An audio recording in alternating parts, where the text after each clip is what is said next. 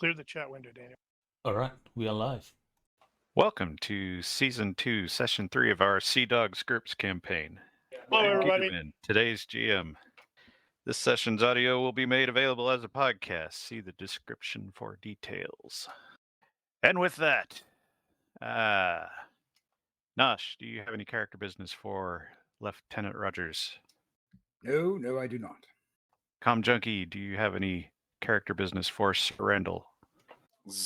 Whoa, huh? What? We're playing right now? Yeah, no, nothing but monkey business. Mm-hmm. Ronky, do He you was have any lazy. character business for Captain Hayden? I do not.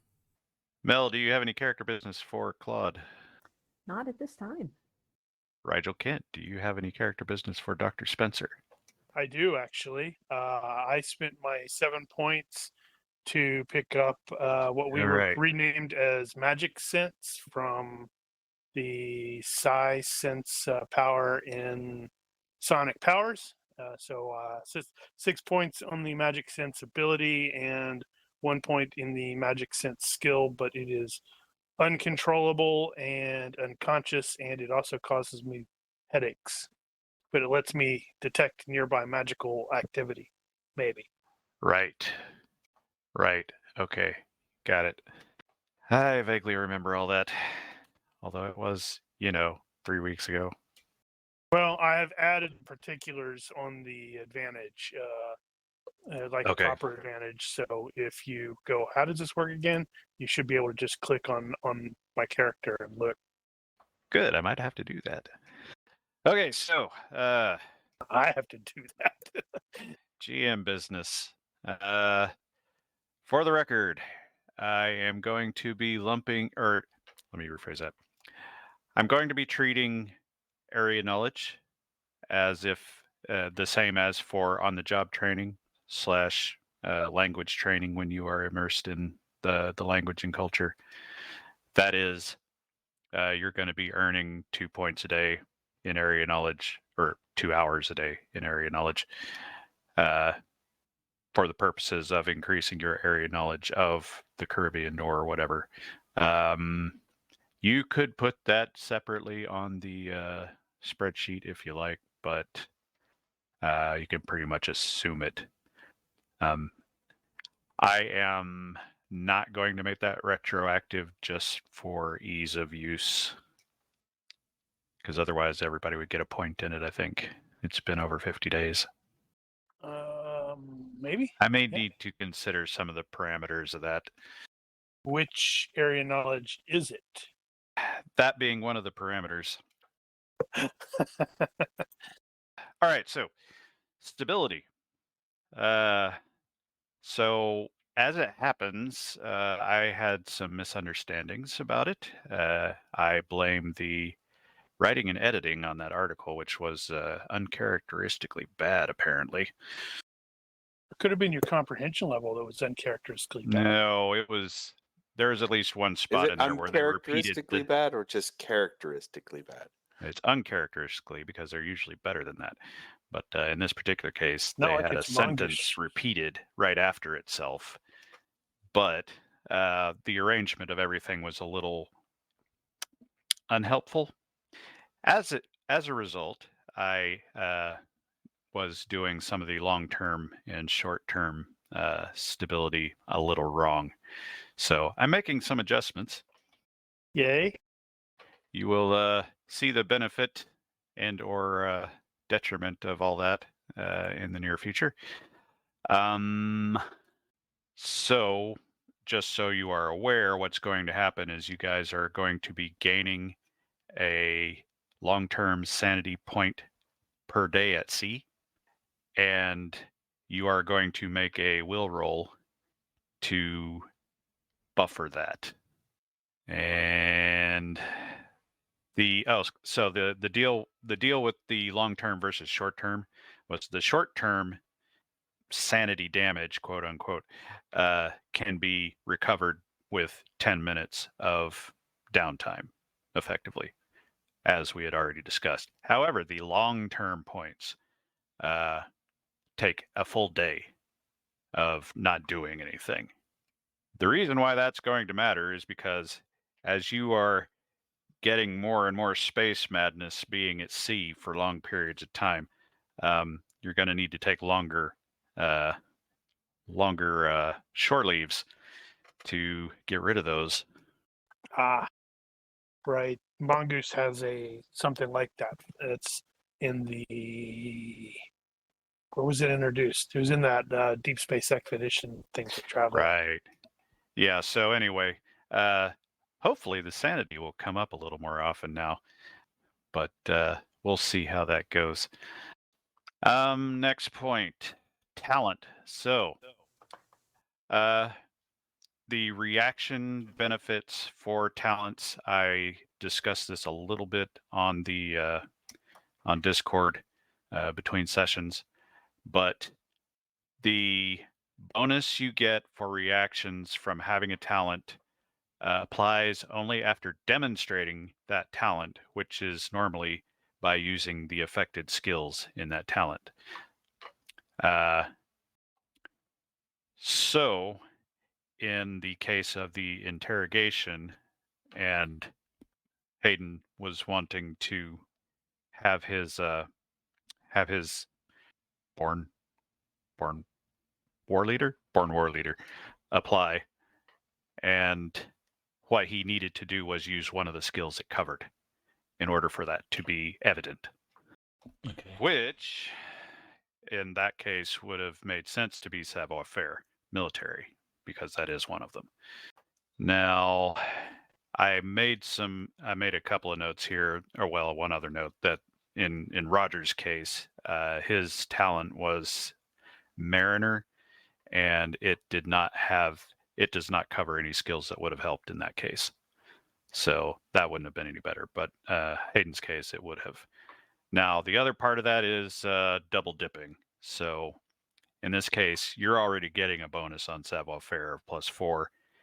You're not going to also get a bonus after the fact on the reaction. But if you use savoir-faire first, and then later you might get a bonus on that, or if somebody else was there, you could see it. So that's something to think about. If you want to get that bonus on an influence test, then you need to find a way to demonstrate one of your abilities so you can actually qualify for it. So fair enough. Now, next bit is related. In the case of Hayden and Payne, savoir-faire can be used to press your status. So both of you guys had said that you wanted to leverage your status in that instance to impress upon the other guy that he should do what you tell them, and savoir-faire is the way to do that. So in Hayden's case, it would have been savoir-faire military. In Payne's case, it would have been savoir-faire high society. I rolled the skill to stick my nose up higher. Exactly. You got to do it just right so you don't show off anything that you're not meaning to. Untrimmed nose hairs. Exactly. Now, as a reminder, lying does not require a skill roll. We always tend to forget that. You don't have to roll a skill to lie. You only have to roll a skill to influence someone. If that happens to be a lie, that might involve something like detect lies or something like that. Now, one of the things that we keep running into is when you're trying to tell the truth and you want them to think that you're telling the truth, how do you do that? And we've had a tendency to use diplomacy for that. But just on a quick reading, I think will is actually the right thing to use there, just raw will, because that is what you resist detect lies with most of the time. So if you're lying without a skill, you should be rolling will versus their detect lies. Generally, yeah, that's true. If they are attempting to detect lies against you, you would resist with your will. So, yeah. One other point regarding influence is I'm considering using the rule of 15 on influence. That was one of the suggestions I saw somewhere. I don't even remember where now. That would mean that any roll of 15 plus is a fail on influence, regardless of your stuff, which prevents ridiculous bonuses from railroading everything. Does anybody have a problem with that? Is it the rule of 15 or rule of 16? 15 in this case. Although I could change that. Well, it kind of changes up how my character's built. Not necessarily. I mean, you're still going to get all those bonuses, and those will offset penalties. But if you roll 15 plus on the dice, that's still a kind of ridiculous roll anyway. But like I said, I could change that, or you could say, I don't like that. I don't have an opinion at this time. I'm leaning not, but I'm willing to see where it goes and how often I fail. I don't have an opinion at this time. I would be in the no camp on that one. Isn't it resisted, though? Yes, influence rolls are resisted. So wouldn't it pay to... Well, how would you work that out? If they are influenced and you're rolling... Say you've got a bonuses 17 or whatever, but you roll a 16, how are you going to affect that on the resistance? I presume you just treat it as a fail by 0 or fail by 1, whatever. Are the resistances going to be capped? Resistances. Well, the opposing roll. Contest of will. Presumably, yeah. So if you have a will of 16 to resist someone's influence. Right, okay, I see where you're going with that. Yeah. That would need to go both ways, I would think. Yeah, that is a good point. I will review this later. I mean, it's not like I'm going to try and leverage my ability to talk someone into jumping off a cliff necessarily when they don't really want to. Well, one of the reasons why I thought about that was because Hayden ended up with a lot of bonuses against the captain of the hazard, and there was really no way he was going to resist that. So it made me pause. I seem to recall something in the reaction chapters that say, you can have a predetermined reaction. It doesn't matter what rolls are made. I guess the GM can ask for a roll, but it may, make it just a little bit more favourable or worse depending on the outcome of the roll. But you can have predetermined reactions. Yeah, well, that's not always really useful. But never mind that. I don't want to get off onto a tangent on the influence thing. There is a big rabbit hole in that area of the rules, so we'll avoid social engineering cover anything like that? I'm pretty sure that's where I got that rule of 15 as a suggestion, not as a change to the rules. Anyway, one other thing regarding social engineering specifically is so what I'm going to do, because we ran into this last week where someone didn't, well, actually everybody didn't ask the questions that they really needed to ask of their interrogator, and instead of me just giving that to you, what I'm going to start doing from now on, providing I remember, is to let you ask me if you've missed anything. And if you ask me, I will remind you of something. And then if a question got missed, it's my fault and not yours. It's always your fault. So try to remember that. Wouldn't that fall under common sense? If I ask you, do you have any more questions, and you can't think of anything, you can ask me back. Have I missed anything? Missed anything obvious? Okay, next item. So when it comes to shore business, whenever you guys go on Liberty and stuff, one thing I wanted to remind you of is listening for rumors. If you're not doing anything else, at the very least, you could be listening for rumors. So I wanted to put that bug in your ear. And sort of along the same line, there are a couple of bits that I picked up from some of my research, specifically when it comes to area knowledge and how that applies to merchanting. They say that generally the best way to know what types of goods are in demand was to speak with other merchants about how their cargoes had sold on the coast, etc. And also the merchants, wherever you are, regularly correspond with other merchants in other markets. So by talking to these people and gathering that information, you can actually increase your own area knowledge in that regard.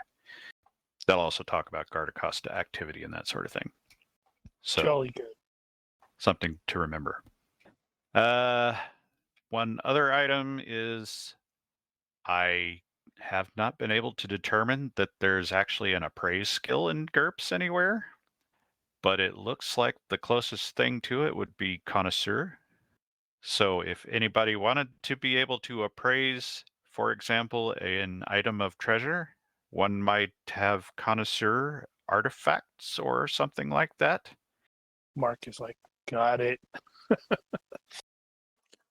I have a character development thing that I want to do. Mm-hmm. And last bit on my list here is to remind you that I have been updating the wiki with information about the places you have been or are known to be going and that sort of thing. So I don't expect you guys are actually going to be reading through my my wiki stuff, but I wanted to make sure that people knew that it was there because somebody might want to. I even look if at it it's from just a time to listener. time. I did this whole big thing on Guardacosta just mostly for my own purposes so I could gather all that information in one place instead of having it scattered across my notes. And that, I believe, is going to be all my business stuff. In which case, we move on, if the button will push. Sea Log, Tuesday, February 13th, 1725. Northwest Providence Channel, just after sundown. Cloudy with a fresh southeast breeze. Having been questioned and released by the captain of His Majesty's sloop Hazard, the expedition has departed Harbor Island ere the sun sets and is underway toward La Habana. And now I gotta pull up all my stupid maps.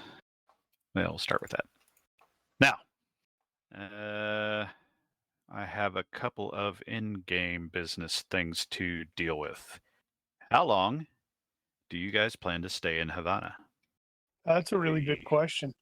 The usual is 2 days to do the merchanting and the passengers and all that. However, this is Havana, and there's a little bit more to do there. Plus, you've got a number of quests, I'll say, that need to be done there, so you might be there a little longer. Also, we may be dealing with more crazy, so you may need to bleed off some of that time. Therefore, I pose the question, just so we can get an idea before you get there of how long you plan to stay. Anybody have any recommendations? Well, I know our next port of call isn't really a settlement or anything like that. So taking on cargo or tradables is probably not necessary. Neither is grabbing people in this case. That is not true. Oh, I thought we were. Is there not a? So after Havana is Campeche, unless you guys find some reason not to go there. And Campeche is not a small town. Oh, okay. So I thought, I didn't realize that was actually a settled area and yes, populated. Okay, yeah. Well, then never disregard. Yeah, it's got a population of like 9,000 according to what I've got. Cool. Well, that works. So back to the question: how long? I thought we were just okay. Now, I know Payne is going to want to get in and out as fast as possible because of the La Dame Blanche being ahead of you guys. So I'm sure he will weigh in on the negative side. So we'll do it this way. Does Rogers want to stay longer? Rogers has the most actual business there. Does he? What's his business there? And what is my business there? Well, if I you see. will, I see what my business could be. you will examine the quests. You'll see that you have All at right, least we have a question. 3 there. 2 there, excuse me. I'm counting the ones you can't see. Shush. So sad. I have to. No, mine's like not until Antigua.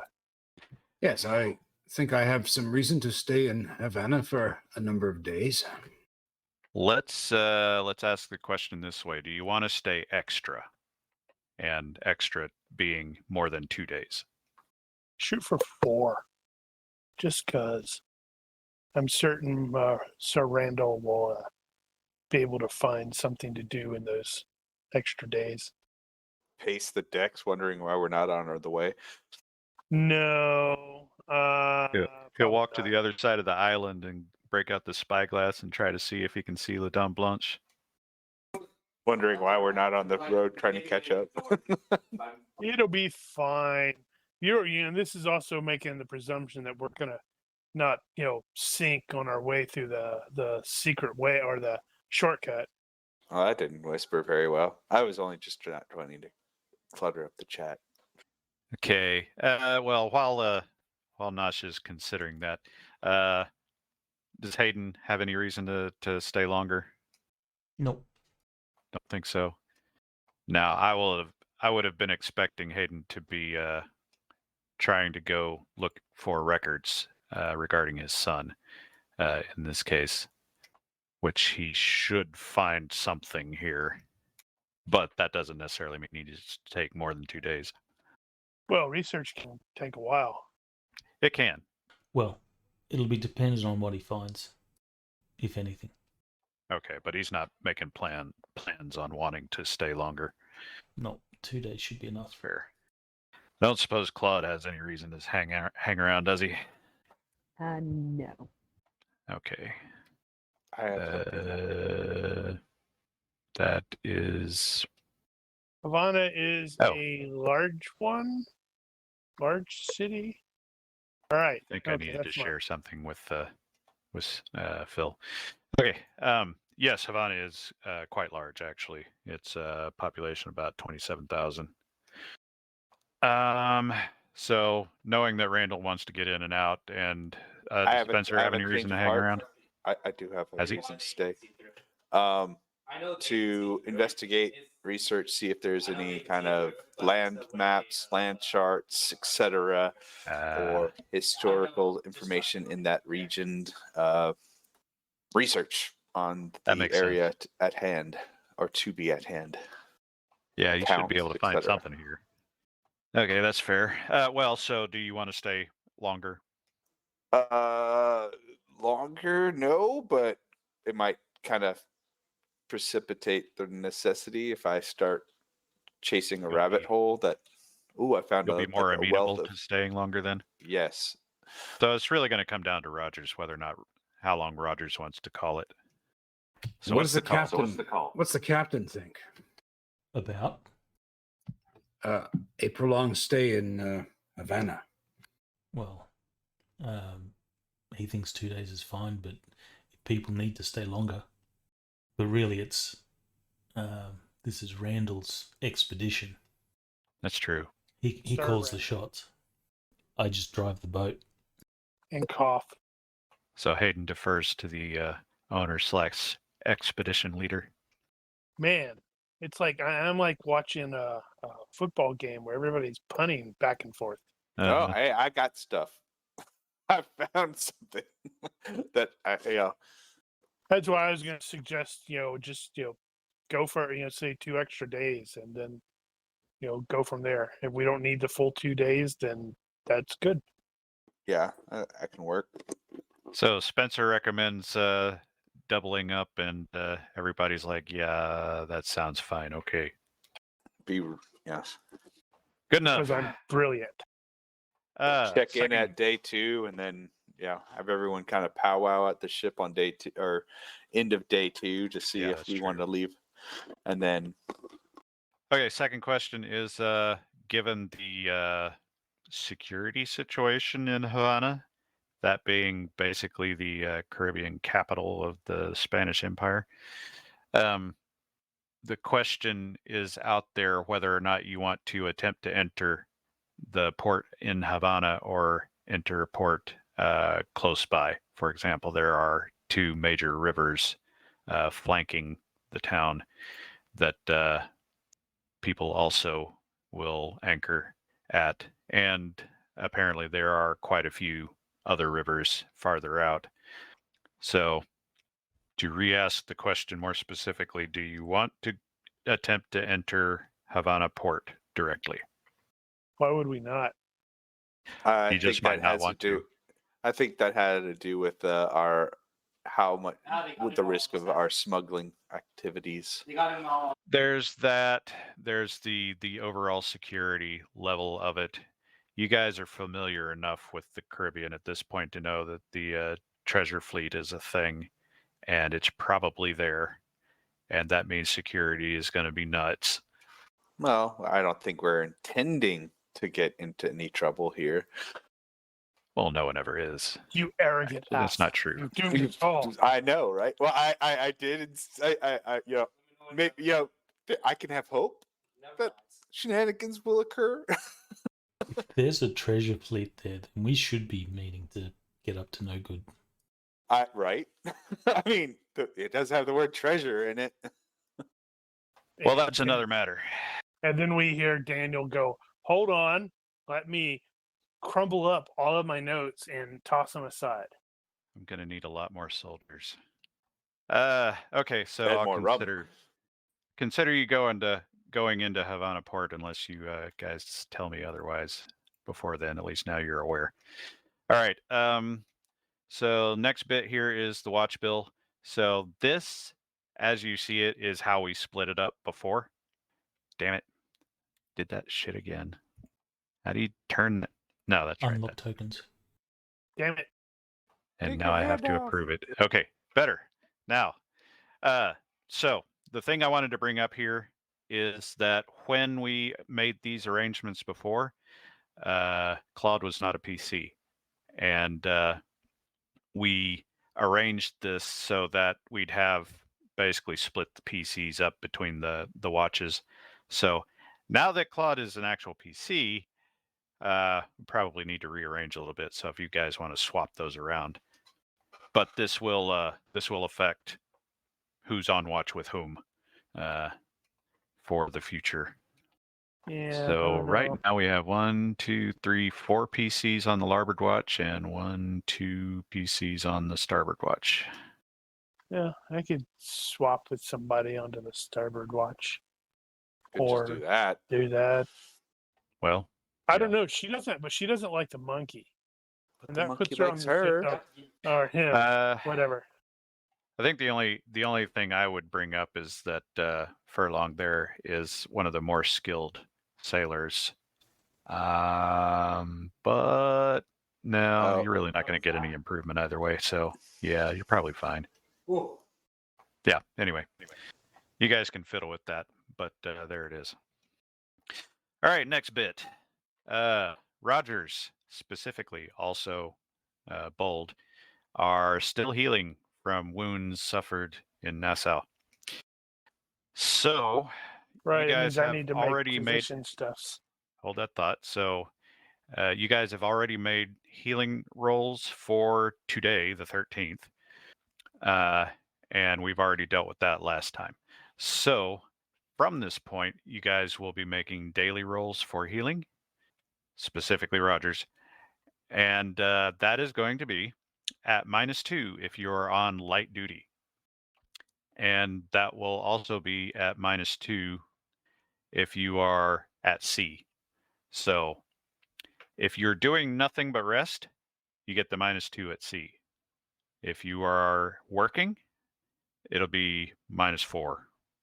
And bearing in mind that normally you don't even get a roll if you're not on land sleeping it off. Now, that said, if you are on light duty, then there's going to be a penalty to the control roll because you guys are undermanned. And if you guys are off duty, that is, both Rogers and Bold are not working at all, then you guys will be extra shorthanded. That's Idris is Bold, right? Yeah. Okay, so that means Spencer probably should also be on the starboard watch, just sort of keeping an eye on the two injured guys. Oh, well, You should drop guess you could names temporarily on the tokens. That's so, true. So when you mouse over them, you've got the name. that's probably fair. I will make a note. Hamana. Actually, I wonder if we can do it. Unfortunately, that I don't think you can. inverses No. the thing before. Now there'd be 4 PCs on the starboard watch instead of the larboard. Well, you can just consider that temporary if you're just wanting to keep an eye on them. On the other hand, you're going to be watching them whether they're on duty or not. So, so the other part of that was that Spencer was going to get his physician rolls. And did we do that last time? I think we did. I don't know. I I think we haven't did. played in forever. I don't remember what this game is about. All these players ditching out on us and stuff. So today is the 13th, and you guys are the physician rolls are every 3 days, I think. So you'll get the next roll on the 17th, and then the 20th and the 23rd. So remember that. Try to remember that. I'm gonna forget.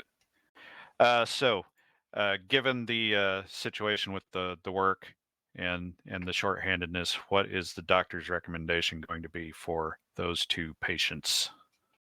Bold is going to want to work. I'm betting Rogers is going to want to work. Well, nothing else light duty. I'm wondering if we should swap Bold off so they're not on this. Well, I don't know. So they're not on the same watch. Up to you guys, I suppose. Yeah, I mean, light duty's probably fine, but it's just I'll have to keep an eye on them, make sure they don't do stupid stuff. Doctor recommends light duty for Rogers and Bold. Bold will follow the doctor's orders. I don't know about Rogers. Well, if he doesn't, I will curse him out in, hold on, let me see what language I'm going to use. Portuguese. Reluctantly. Maybe Yiddish. Okay. Reluctantly, but he'll agree. All right, you guys take it easy. It'll basically just be a -1 to the control roll for the 2 guys that are doing half duty, so not too bad. Last thing, research clue triggers. Payne had a chance to look at the skull that Claude has collected, and it occurs to me I should have really brought up that image because it's relevant as we're talking about it. There it is. So what I wanted to allow Payne to do is make a roll in the box on hidden lore treasure. See if you can bounce. Actually, that doesn't have to be in the box. You're going to know if you don't know anything. Bounce the roll on Gwyneth Paltrow's head in the box. Uh-oh, did Mark disappear? I'm here. You're Payne. And what am I rolling? You're not really here, are you? Hidden lore treasure. Hidden lore. Oh, regarding the skulls. Quiet. Come here. And in the box. Yes. In the box because I could lie to you. Liar. Can I roll detect lies? Your skill is higher than I thought. How many points did you put in that? Enough. 4. Really? Damn. Yep. Okay, well, you've heard of this thing. Or actually, these things. Thing of a doohickey. So Claude had already said that she was under the impression it was a pair, and that is what you know. You know these under the name of the gateposts. Gateposts. Are you at? And you will note as part of your identification that there is a a hole, an indentation in the bottom of the skull, as if it were to be inserted on top of something. Ooh, A stick. a stake. A post, even. Is that thing human sized or is it less than human sized? No, it's smaller than that. I meant to say that. Yeah, it's like a 2.5 inches across. It's not quite fist size. So that's a super pygmy. If this is not anything an like actual bed knobs and broomsticks, where I put it on a knob and have to rub it. Oh wait, we're not rated for that kind of chatter, are we? Phrasing. Okay. And that is all the pre-voyage stuff. So, getting on Time to to the get actual wrecked. voyage. Time to wreck on the Time to get wrecked. shortcut. Speaking of wrecks, we missed a ship breakdown check. I wouldn't say we while we missed were it, at Bob. while we were at Nassau. So somebody needs to roll against the ship's health -3, and I should have brought up the vehicle. It is now brought up. And unfortunately, we can't roll off that thing. I can roll if nobody has any issues with it because I have that set up. Oh, yeah. Yes. Should actually make them rollable. We've said that before. Because the GM All said right. so. That is not a critical failure, however, so there will be a failure. And it is Red's fault. Let's see. I need to bring up the thing. Somehow I believe he'll say something about it because we have a lady on board. Now, what I want Nothing wrong somebody with to Dora. do, if I can, if Yeah, you Dora. can, I don't recall if this works or not, but see if you can roll off the random malfunction table into the box. Yeah, you should be able to do that. Oh wait, maybe not. I'm thinking you can grab the button and drop it in there like normal. Did that work? That looks like that worked. Yes. Okay, that has a timing on it already. Good. Okay, so I need to make a note. It's going to happen here, and it's going to happen there. Hey, Brian, it might be a good idea to open up the crew parentheses plus of the Graceful Dame image that has all of the NPCs on it for the stream, since the GM is hasn't gotten around to doing so. It would be easier if the GM shared that one. Yep. I shall create a hotkey for that. Okay, so let's see, that's going to happen there. So I need to do that. And at some point in this process, I'm going to have to figure out what that breakdown actually is. Because unfortunately, I don't have a list of potential breakdowns on a sailing ship. Well, actually, I do, but it's not tableized. It seems kind of relatively easy. You just figure out where it's at, and where's it at? You will find out. Is it rigging? All the lines break, and poor Henry falls down. No, it'll be Red who falls down because anything bad happens to Red. Yeah, I thought I had a different table, and I have not created that. Bad GM, bad. So what's Red's real name? Oh, James Sherd. I think his real name is Red now. In every campaign. Yeah. All right. So having established that, stability. At this point, I will have everybody make a will roll, plus born sailor or seaman or whatever you might have in that regard. Those are talents. Those are talents. Nope. And I think just the will, unmodified. Is that except for that seamanship or something else? No, will. Okay. So I think Rogers has born seaman or something like that. Crazy, so you can add that to crazy. it. Poetry. Yeah. I guess that would manifest got, as him starting to speak in foreign languages more often. So this is a stability roll. This is resisting the addition of new long-term stability points. No, So apparently Hayden is perfectly fine. no. With regard to the languages, Mark. No, that's just a quirk he already has. He sometimes gets confused on which language he should be using when he's talking to somebody. So every now and then he might just change language in the middle of a sentence. Man, Claude is like, screw this noise. I have decided I hate boats. Let's see. Love Nope, the new we're missing one. feature. I created a note for the skull if people want to add stuff to it. Oh, did we not have one already? I I don't didn't think see we one. can. I think you're the only one that can add. Well, I had the stuff. quests on there, but that's Oh. different. Oh, I can. Okay, create so notes. Been doing. oh, Roger's got a success by 3. The new feature where you can set up your roles to work off defaults is awesome. All right, that is Ignore that. So essentially, say however long the trip takes. Say the trip takes 7 days, and you guys are going to gain 1 long-term stability point per. Those of you that succeeded will actually reduce that by that amount. So you'll take that many less, fewer, Whatever.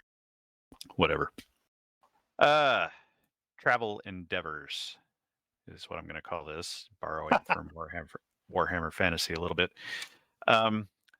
Specifically in the case of anybody who's got some kind of long-term project that you're wanting to do while you guys are under sail.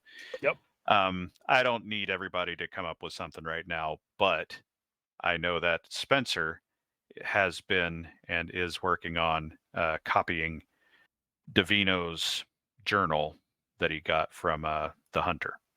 Yep. And he has both artist drawing and writing. So, and a blank journal book and ink. So he could theoretically reproduce everything that's in there, hopefully.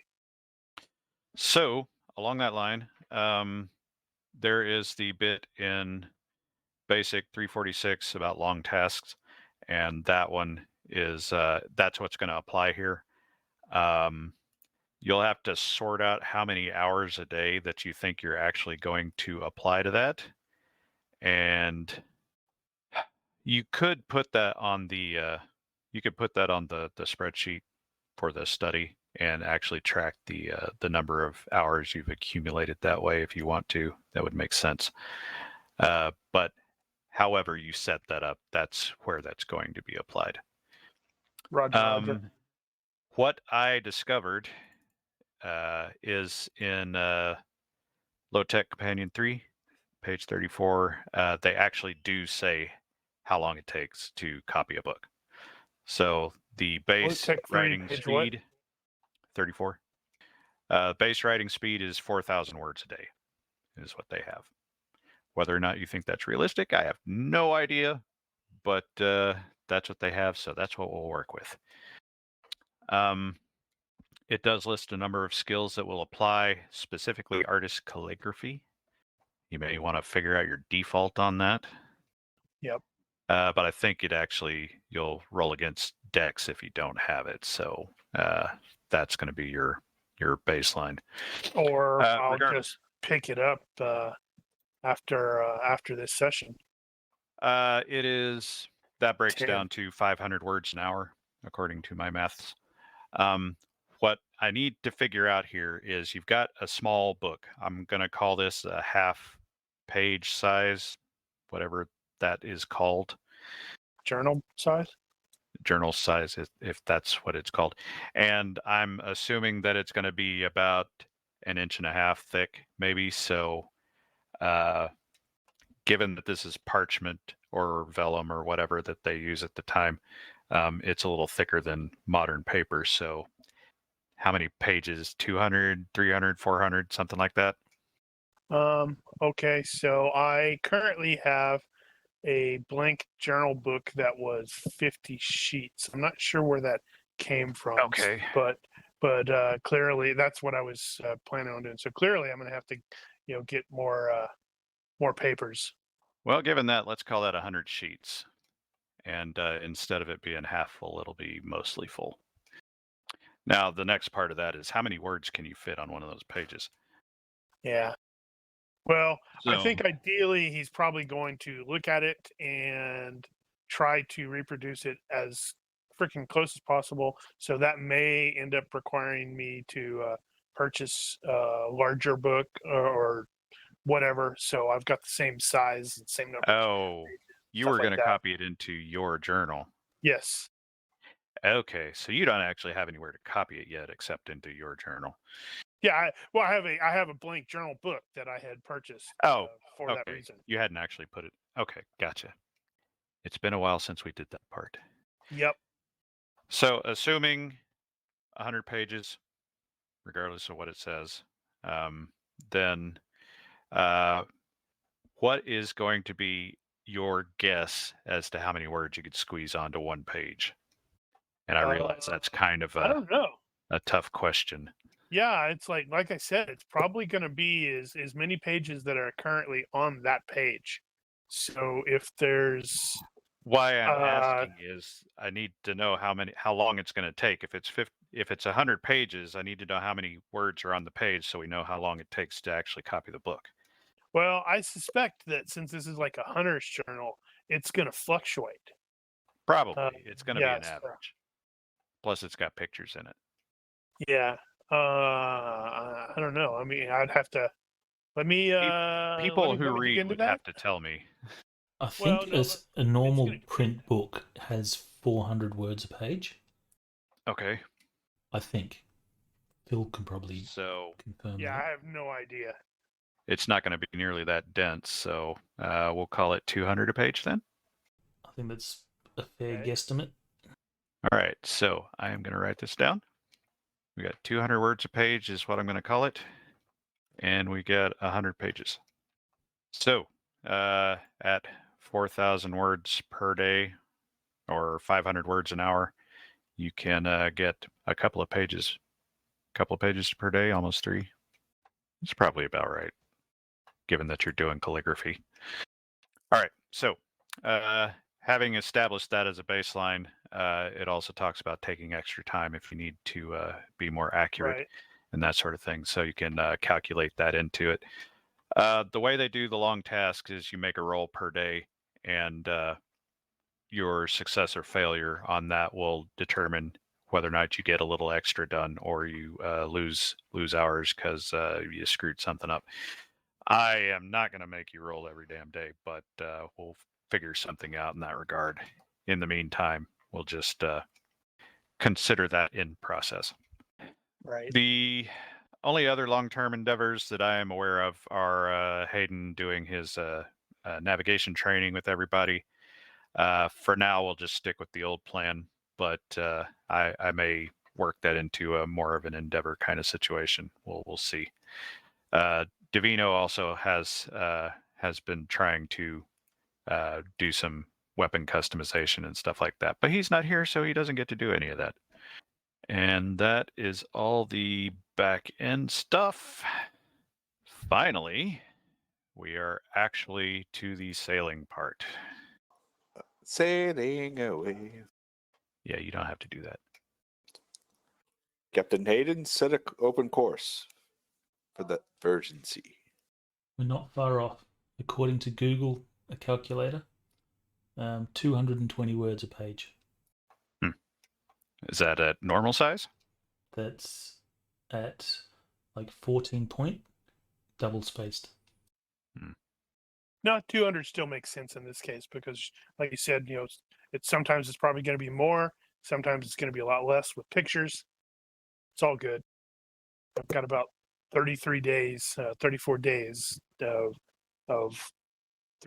pages per day. So Com Junkie asked me a question about what history would be appropriate for this area, and I'm trying to think, what are the choices? Yeah, I don't know. I'm like, is it European expansion into the Americas or European It'd just be Spanish history conquest? European. Well, if specifically Or the south of the Americas, or conquest of the Americas, or exploration of the Well, Americas. my question is, does it even get that specific?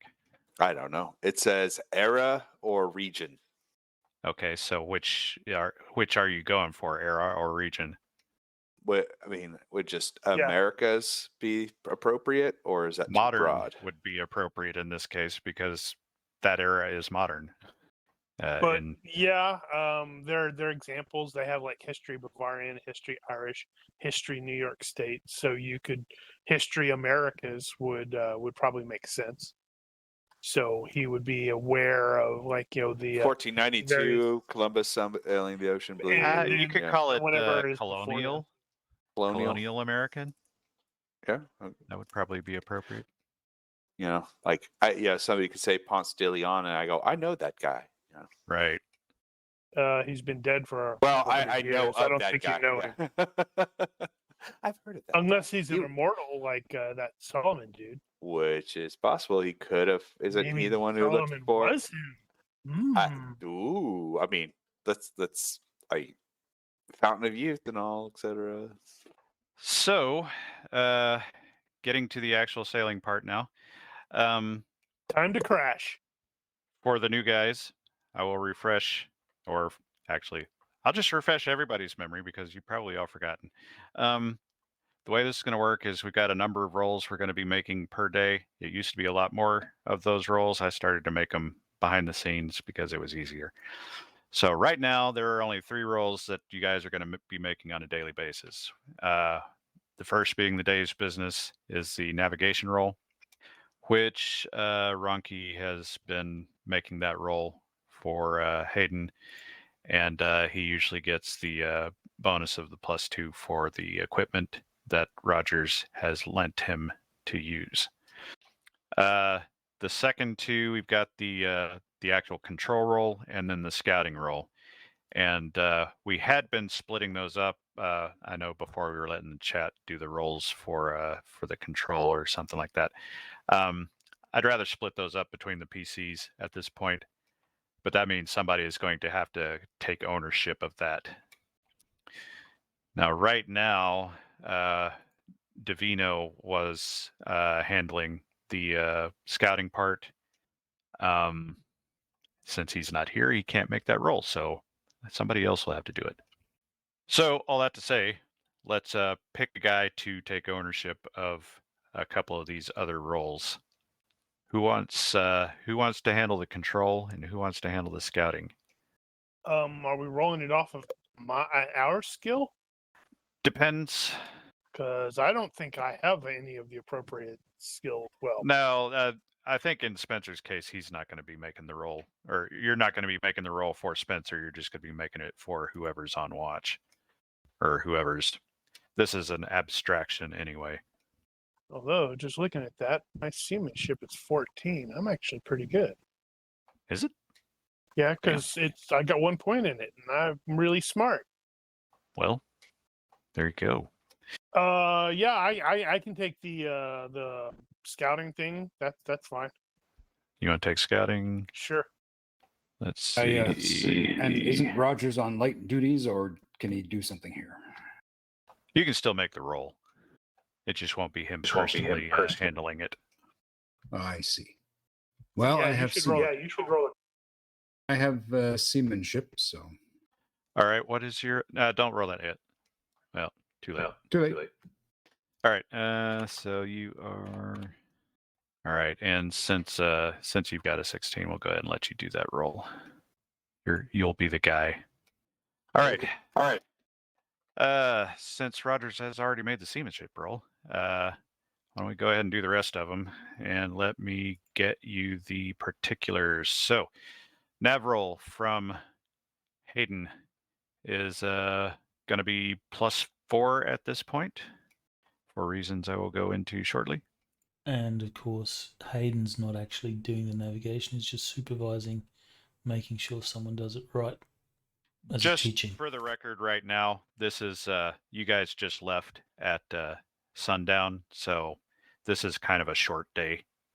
Basically, you're rolling to see how you navigated out of Eleuthera. All right, so you've got that. Let's see. The control roll was going to be -1 for the chop and -2 handling for the vehicle, and then -1 for being short-handed, and that is a total of 5, which changes your roll to a 2 under. Got it. And the lookout roll is going to be at -2 for speed and +4 for being in open water. So total of +2. This is for ship handling. That one is for the perception. That was perception-based seamanship, I believe. Yep. Well, honestly, it doesn't matter because it's going to be the same, but I'll still try to do the thing. Yay. Okay. So total is going to be 9, 10, 11, 12 -2 is 10. So slight change to what I used to be doing is we were doing it the Dungeon Fantasy way, where you make the roll and you either get a binary +10% or +20% or -10 or whatever, and I dislike that. So I am instead doing everybody is totaling their margins together, and that is going to be applied as 1% per up or down, which means you're going to get an extra 10% on your mileage for the day. Yay. So good job. Never mind. Rogers was a little less than accurate. His injuries hurt. Now, next part is okay. So looks like your totals are going to be you're going to log 27 nautical miles for the evening, and that is going to put you a little ways into the channel. So, where's our map? I missed the share button. I should have zoomed in first. You should have zoomed in first. I don't know Well, I'm where zoomed I'm in at. now. We've got All two right, so, coconuts and we're banging them together. Assuming that we don't have problems like we did last time, I'm just going to move you there-ish, and that is about how far you got. Did it actually move the token? It did. I Excellent. saw the token, shimmy. Actually, no, it looks like you're probably more there-ish. Yeah. Okay, so at least on this map, that's roughly the progress you made overnight. That is up to midnight, so it will continue on. And so the weather has been cool, and the skies are clear with no moon, so it is really dark. And you've had a really strong southwest headwind, which has meant that you're having to beat into the wind. That is, you're having to tack back and forth. Your course is southwest by west, and you're headed toward Chub Key in the Berry Islands, which is, I think, here on this map. This map is not very accurate, as I say every time. And as you can see, that's just a bit northwest of Providence Island. And overnight, you have been following the north coast of Eleuthera and staying well clear of the reefs. And by midnight, you can probably still see the lighthouse at Egg Island, which is the very end of the Eleuthera archipelago, just off the larboard quarter. And all seems to be well. Being in deep water, there's nothing to run into, so there's that. As you guys are getting underway and getting situated again, and start talking back and forth as people are on watch. Actually, who's on watch at that point? Excellent. For some reason, Spencer has been talking about stuff that went on earlier in the day with the interrogation and whatnot, and he sort of randomly remembered that he had seen the name of the accuser in in the interrogator's notes Bum, or bum, in bum. on the orders, and the name was Uffa Holst. Uffa Holst. Uffa Holst. Upon hearing the name Uffa Holst, Sir Randall will recognize this name as belonging to the Captain Morgan expert in Nassau, also known as Handsome Ned Long. Now. Uh-huh. He's claiming that we killed him. Yeah. He accused Like, you of his own murder. It's like, I was murdered. Wait, not I was murdered, but wait, yes. Unless Like, that's actually not him. hey, well, I mean, but interesting. So now you know why I needed you to ask that question. And curious. And likewise, in casual conversation as you guys are working, Hooper, that one, will reveal that while you guys were mucking about on Harbor Island, he had been accosted by a very tall, scraggly, ugly fellow who was over-aggressively demanding to know where you guys were going. But he ran away because he looked sketchy. And he sort of apologetically asked Captain Hayden if he should have said something earlier. Kind of feels bad about not saying it, but he didn't want to cause a fuss. Figured maybe the guy just wanted to ride. Should have said something. And as you guys approach midnight, whoever is on the lookout calls out that there are ship's lights spotted 2 points abaft the starboard beam, way in the distance. So probably close to the horizon. They don't appear to be closing, and you have no idea what kind of ship it is because it's really dark. Might be a ghost ship. It could be. Ship. It doesn't look like ghost lights. I don't know, Red. What do you think? Is it another ghost ship? Bloody hope not. I kind of wanted I've to. seen enough ghost ships in my life. You've seen one. That's enough. Is it really? And with that, We get attacked by ghosts? Oh. yes, guess you're not. attacked by ghosts. Again. All right, it is Wednesday, the 14th, and you guys are trucking along in the channel, and we need to make a spoilage check because it is that time of the week. Where is my thing? You have too many tables. I got a lot of stuff. So in this case, somebody first in roll 3d6. I think it should be Mel, but it's not because Mark She had wasn't to fast hog enough. All right. He just said oh. It's Uh-huh. probably a good idea because I already have my dice in hand, and so I dropped them on my desktop, and it was 2 6s and a 5. That would have been awesome. Keep that to yourself. Okay. Fortunately, nobody detects any spoilage amongst the provisions, so you're good to go for now. Let's see. What's next? All right. So, day's business. We need the navigation roll. That will be at +2 for the equipment as normal, -2 because you're having to tack into the wind, +2 because you're following the coast, and -2 because there are a lot of rocks and shoals around here. So that is going to equal 0. That is Hayden. That's Hayden. Which roll? Navigation, even. Time to roll an 18. That's not an 18. All right, that's that. Control roll. Who was doing that? That was Roger. Was handling that. Control is going to be -3 for the shoals, -2 for handling, -1 because you're short-handed. That's going to be tough.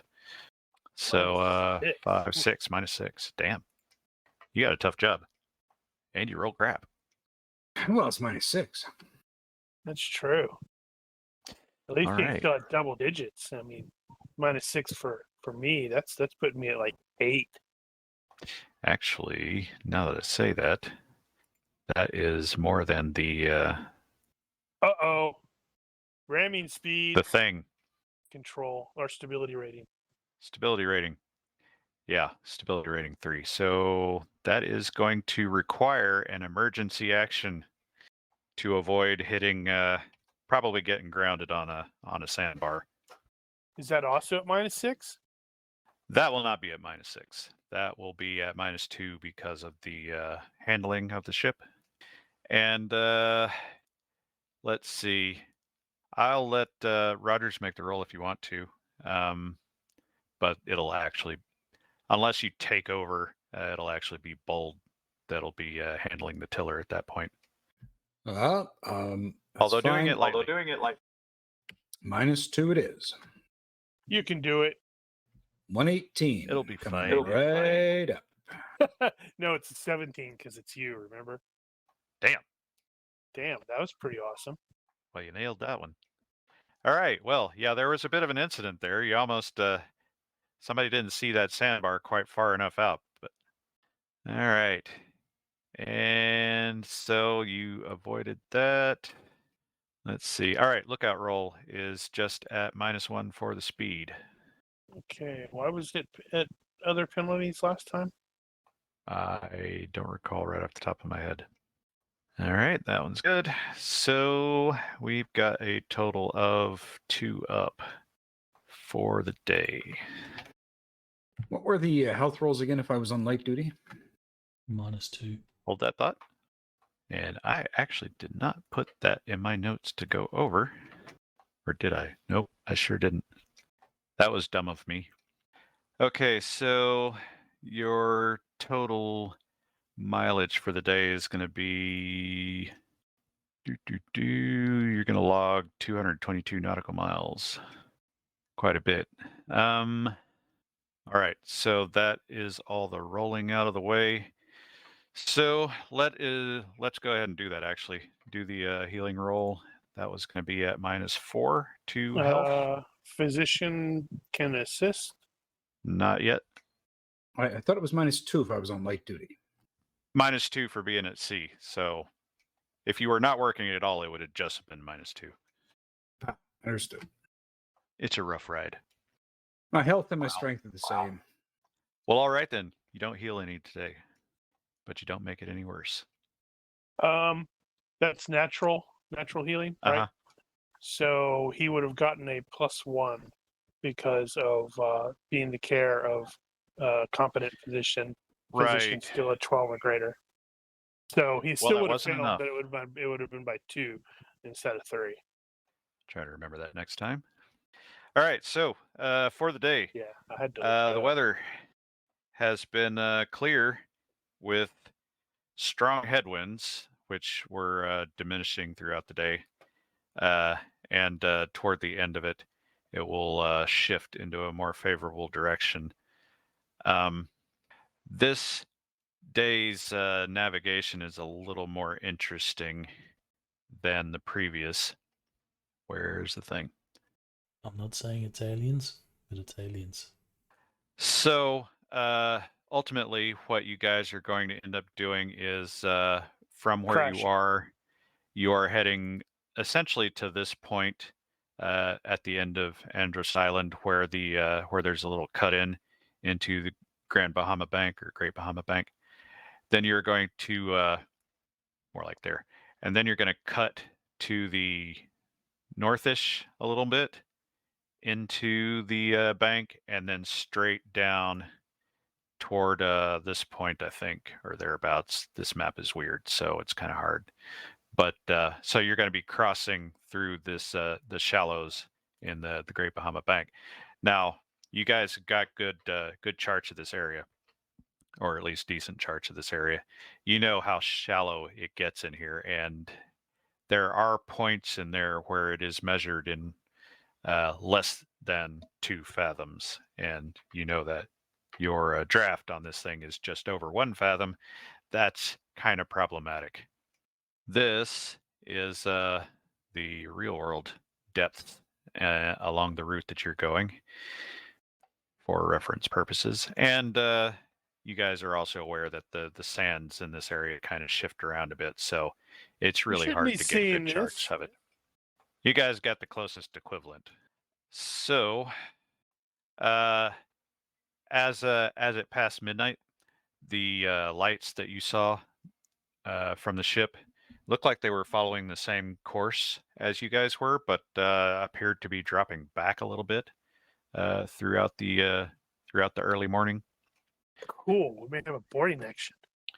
You guys continued on southwest by west toward the Berry Islands and spot the lighthouse around 3 in the morning or so.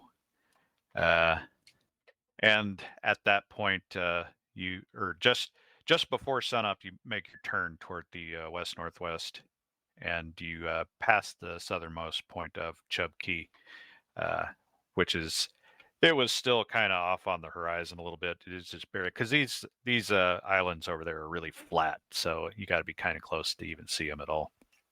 And then as the sun rises, you guys can see that there was a ship that was following, but you could see that it had veered off to the northwest, which, consulting the charts, you can see that they're basically going the other way around Berry Islands and probably toward La Florida. And it is flying a Spanish Navy ensign and is probably a 5th rate. So, Which means what? 32 guns. So we don't want to get in a tussle with it because it'll kick our ass. It will absolutely kick your ass. How many But dudes are on that boat? I don't know what the complement of that thing is. Probably 100 or 2. Between 100 200 probably. I think between Lieutenant Rogers and Captain Hayden, they could take them, right? Yeah, of course. Probably on patrol. And just after sunup, you guys hit the shoal waters of the Great Bahama Bank, and being a clear day, the sun is out, and you can see very clearly the depth of the water, and it is kind of amazing, really. You can see water as far as you can see anything, but below you it's maybe a couple of fathoms. So, 10, 20 feet. And as you guys end up with Chub Key 1 point off the starboard quarter, you make your turn back southwest by west, and you are headed basically straight across at that point.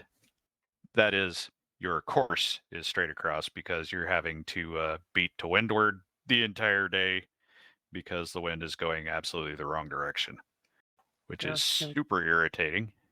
Keep an eye out for Selkies. Although, Sir Randall will probably be calling them mer people. You guys are aware that there are a couple of spots along the way where it does get shallow enough to be concerning. And since you're having to tack into the wind, that means you're having to go back and forth along that course line. And so you have to be really careful about paying very close attention to what's coming up. Fortunately, with the sun, you can actually see it coming. But the question that needs to be asked at this point is, do you shorten sail so you're going slower? Or do you push it? Well, how overconfident are the people in charge feeling? Really overconfident, but in terms of penalties, what sort of difficulty are we looking at navigating these waters? And controlling. Well, you've already made the roll, but the effect that it will have is that the faster you're going, the harder it's going to be to spot a shoal coming up that you need to dodge. So if you slow down, you can knock off a point of that penalty, and it won't be as bad. And what sort of penalties are we looking at? Well, from like 2 to 1, probably. I mean, really, the ship only goes as fast as you can bloody run most of the time anyway. Then we've got Red Shirt out the back, swimming and pushing us along faster. Full sail. Captain says full sail. Yeah, this isn't going to end badly at all, is it? Absolutely. Full sail. All right, then. Let's see if the dice back me up. No, I failed that. I choose to fail that. Actually, no. This is a new day, isn't it? Yeah, this is day 2. Yeah, no, I'm feeling good. Full sail. All right. Well, this was the day where you almost hit something, and that means it would have been one worse, according to what I had on there. So would that have changed anything? No, it would not have. Lucky bastards. It's not luck, it's all skill. Well, technically, yeah. But I know All what right. that feeling is like when you're sailing over reefs and stuff and you can actually see the reef under the boat. Mm-hmm. All right, so you guys are basically, Hayden doing the navigation will be estimating that you guys are you're gonna hit the end of the Great Bahama Bank before sundown, just a little bit before sundown, maybe a few hours.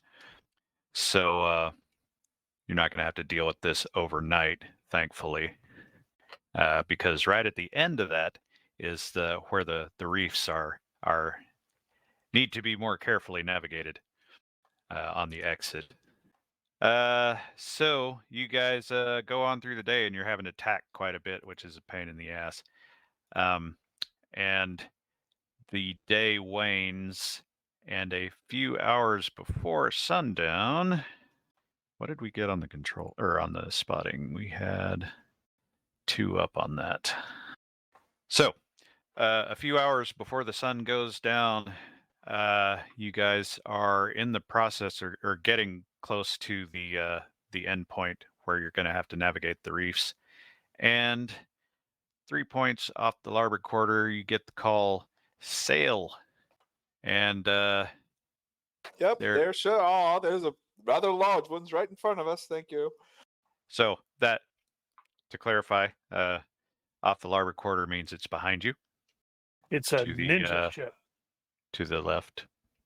Yep, because larboard equals port, and port has 4 words just like left.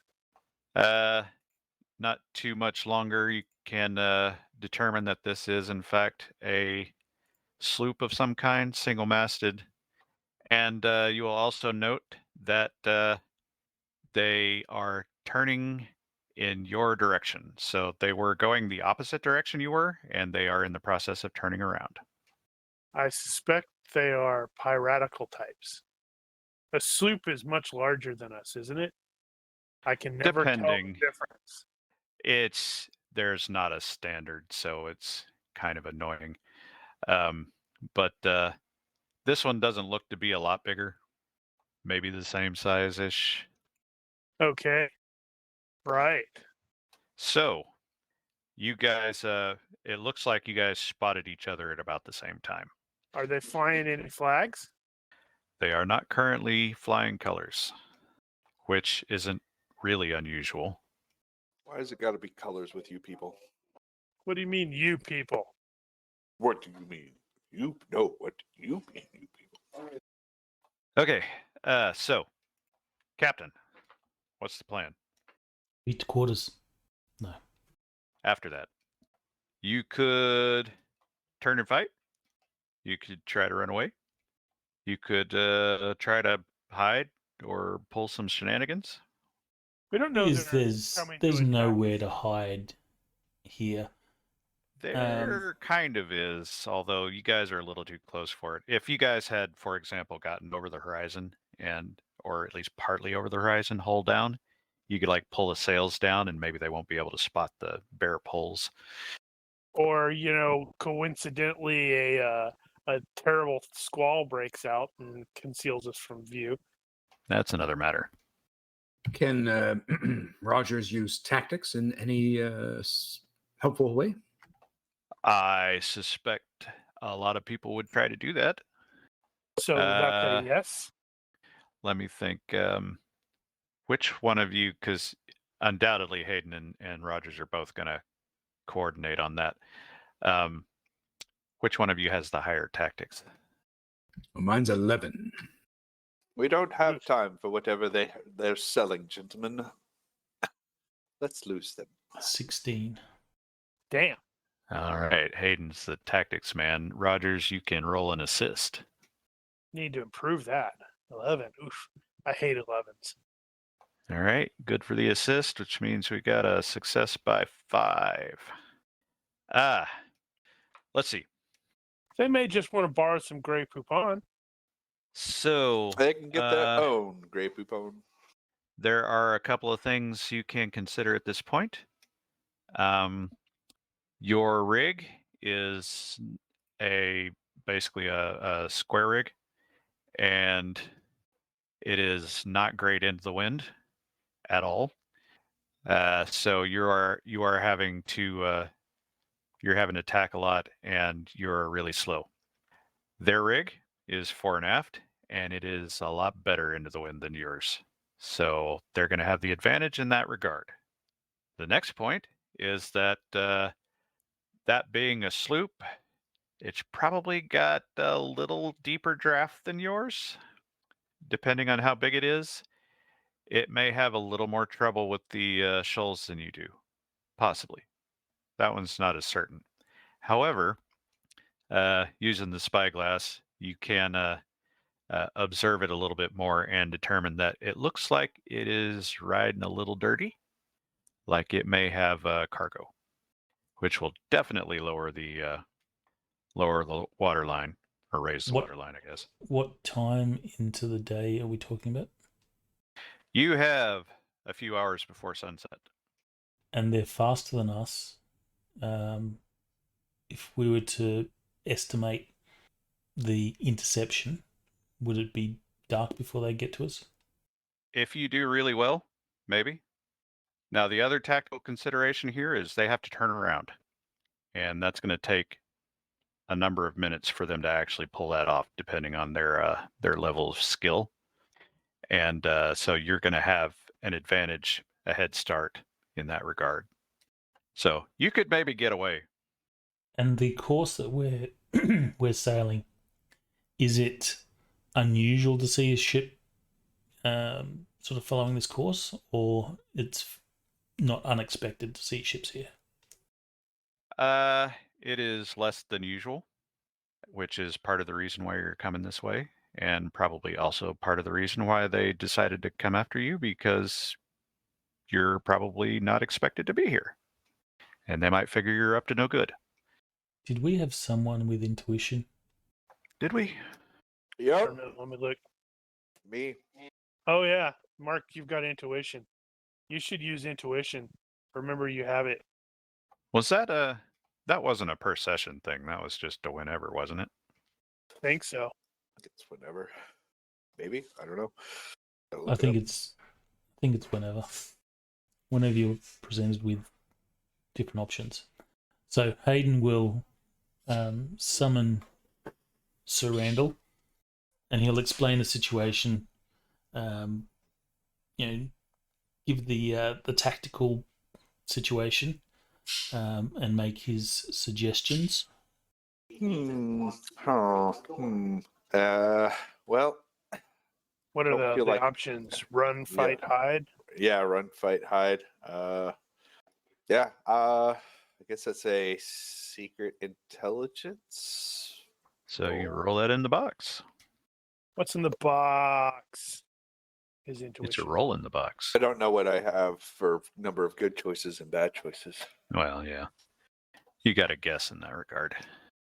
All right. Well, when presented with the tactical situation, you kind of you're kind of in agreement with the run scenario. Your gut says beat feet. They look like up to no good. It's a problem we shouldn't desire to take on. Well, sir, I trust your gut. You have proven insightful before. We shall make best speed and run. Is there a way we can put weapons in that direction of travel so that if it comes to it, we have cannons pointing towards them? Well, that's another matter. So I wanted to have that discussion with, the master gunner about what guns were on deck. But unfortunately, he wasn't here, so we didn't. You guys have gun ports to the left and right, but there are no fore and aft gun ports. So you would have to make them. You would have to put a hole so the gun could fire through it. Either that or elevate the gun somehow, and that could be dangerous. So, theoretically, yes, but that would take some effort and preparation, which, you guys do have prep points, but which I keep forgetting. Where did I put those? So Hayden will say, Mr. Rogers, beat to quarters. Let's have the crew assemble, and let's have them prepare for combat. Let's run some training drills, just in case it turns nasty. Aye, aye, sir. And I will direct thusly. All right, so you guys are going to run. This will be a chase, in case you hadn't figured that out already. Well, we know now. They're just wanting to tell us that ask us if we'd like to extend our ship warranty. Have Did you you heard get insurance? the good news from our Lord and Savior Cthulhu? And we need the other guy. I don't know if we need it. All right. You need Yeah, you need a token for the track. Yeah, I was just thinking that. Let's see, where did I put those? No, tokens. Why do you actually have grid on this? Because He wants one. it resizes the images to fit those grids. Fair enough. Also, he likes grids. So extreme range is 18 yards. It is not. But I'm about to get into that. It doesn't have snap to grid on, does it? No, we're fine. All right, so Chase, we have a bad of 0. No additional penalties at this point. We got enough already to start with. Conditions, we have speed +4 for both ships. They are going to get a +2 for their better rigging in this case. In the Great Bahama Bank, there's not a lot of chop and no current to speak of, so no penalties for the sea state. But you will have a -2 yourselves for an unfavorable wind. Actually, both of you will. Which is going to mean totaling +2 for us, +4 for them. +2 for you and +4 for them. Need to unlock tokens. Right. Damn it. That really needs to not be default. All right, sorted. Okay. Okay, so the interval for this chase is going to be half-hour rounds, roughly. And for the record, the range bands are not going to be as listed. I am basically, the way that's going to work is the extreme is going to be hull down over the horizon, and long is going to be hull up at the horizon, and then medium, short, close. Close is going to be effective cannon range.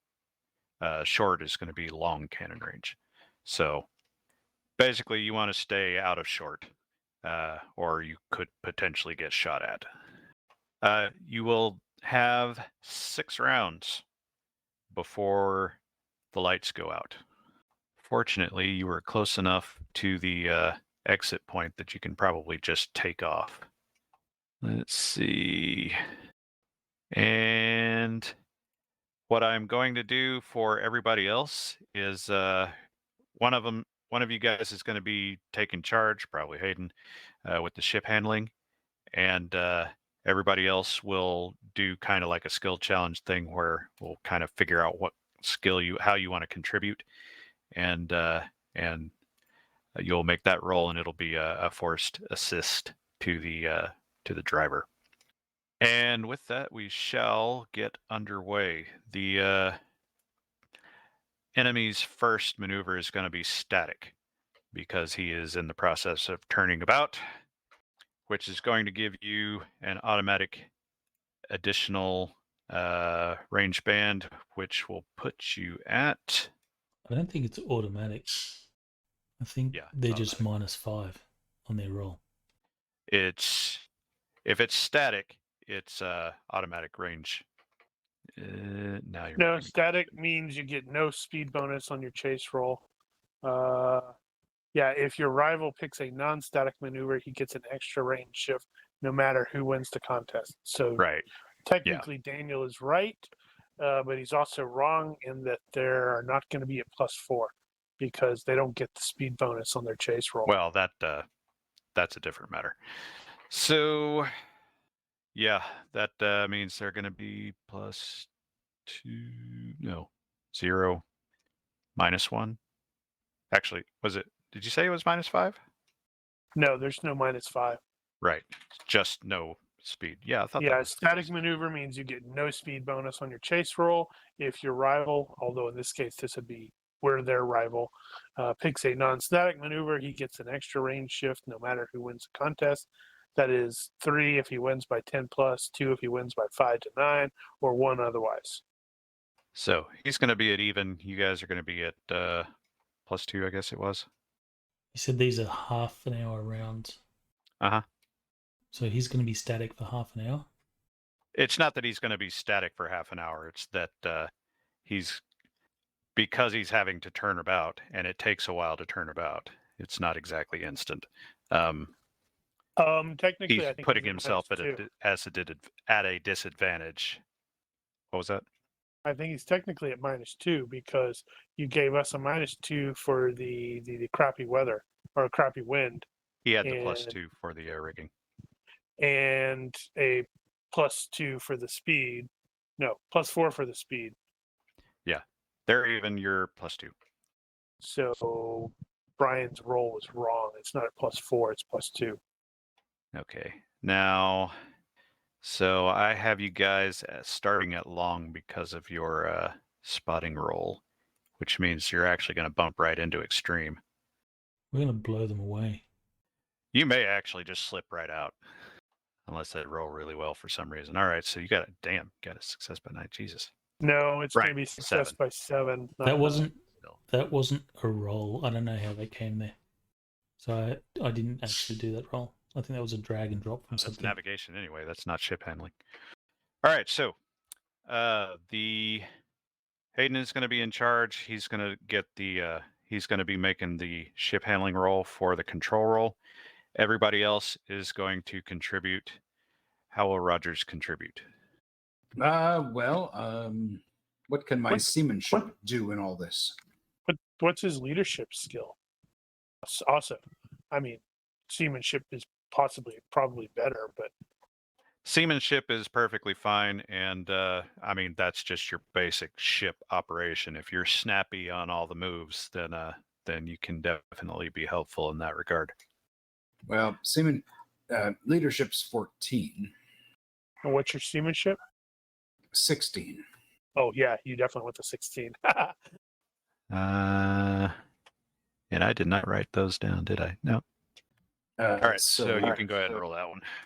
At a -2. No minus. Okay. Not in your case. Wait, he's injured though. That's not going to affect him in this case. Okay. Maybe it should. If we were using tougher rules, it might have. Okay, so there's one up.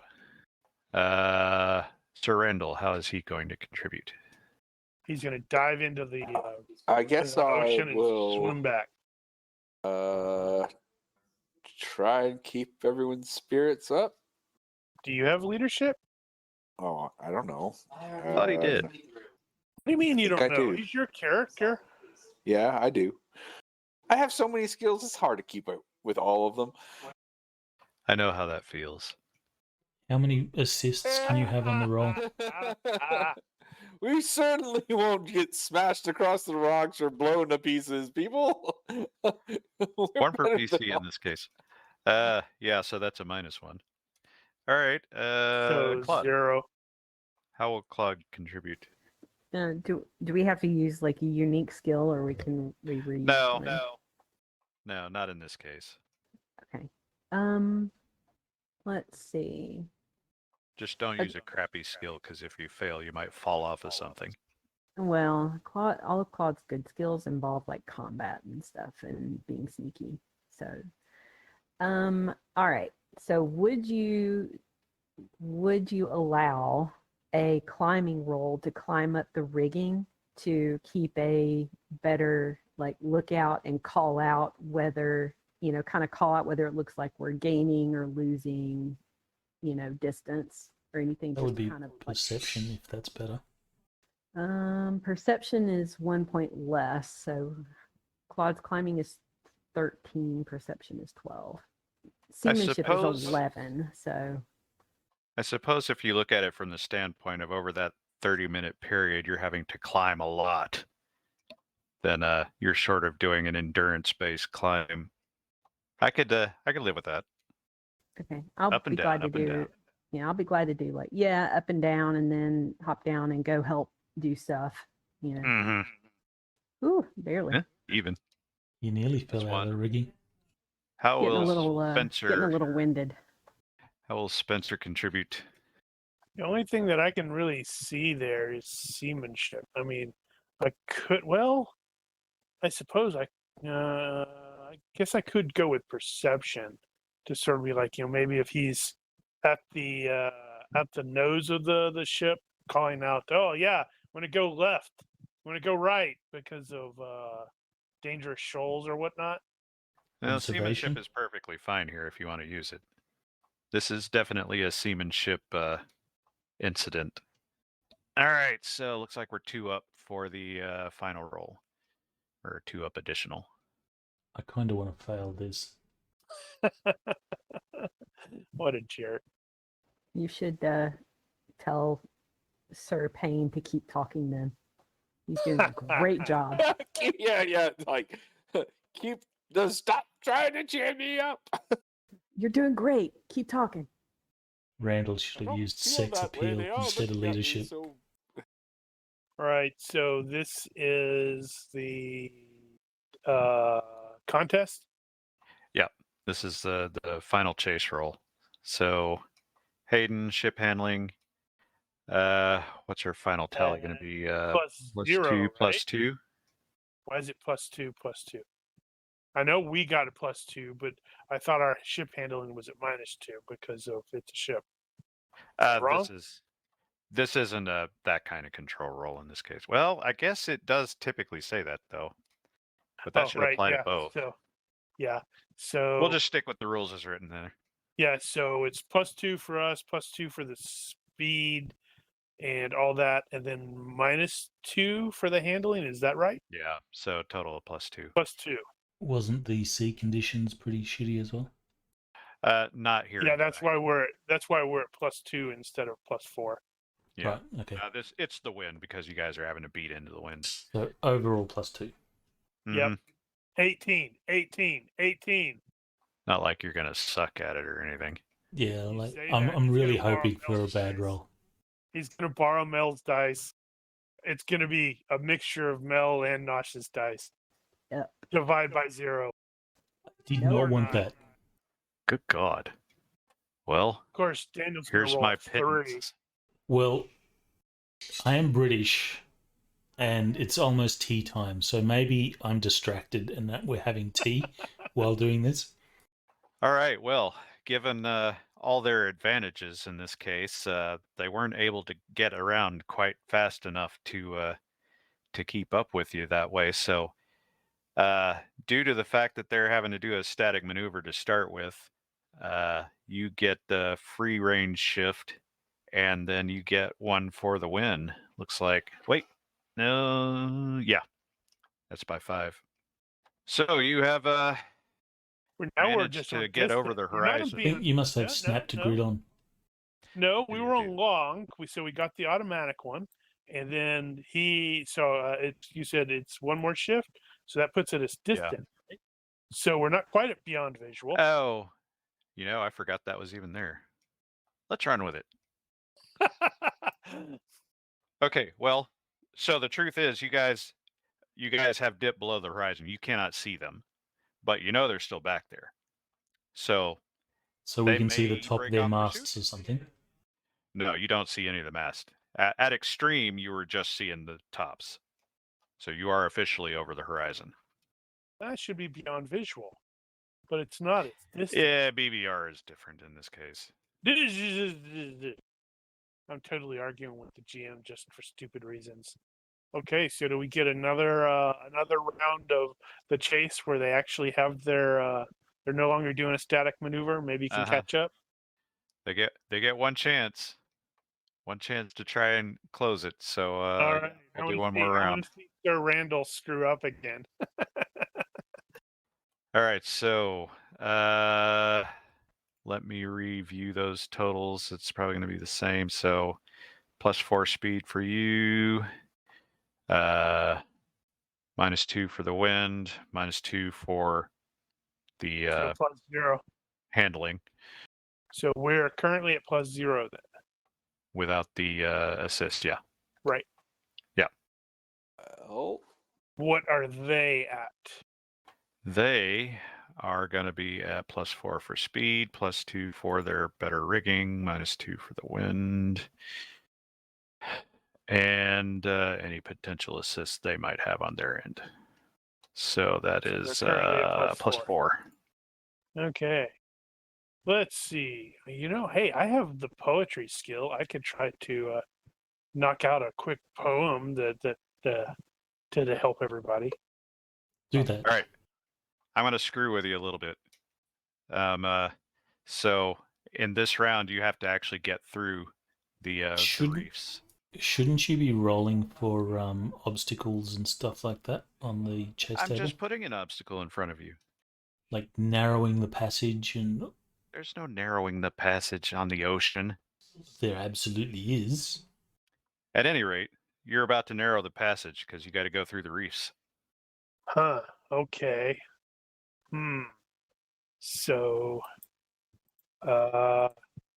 I think Spencer's attempt to assist may be to utilize his coincidence ability, but I don't know if I want to do that.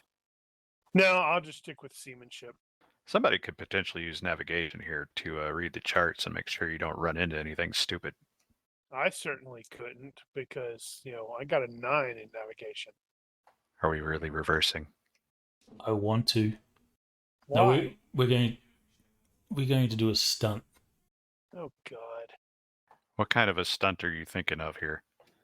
He's going to hit a reef and go airborne, like we're in the 1725 version of Fast and Furious. Stunt escape. We don't have Well, much if all options. you do is a move and you beat them, then you're going to escape anyway. But what kind of stunt are you thinking? Well, I'm not thinking of any stunt. I can't justify an actual in-game stunt that we could do. Not that we need to do a stunt. It's not desperate. We're like blowing these people away.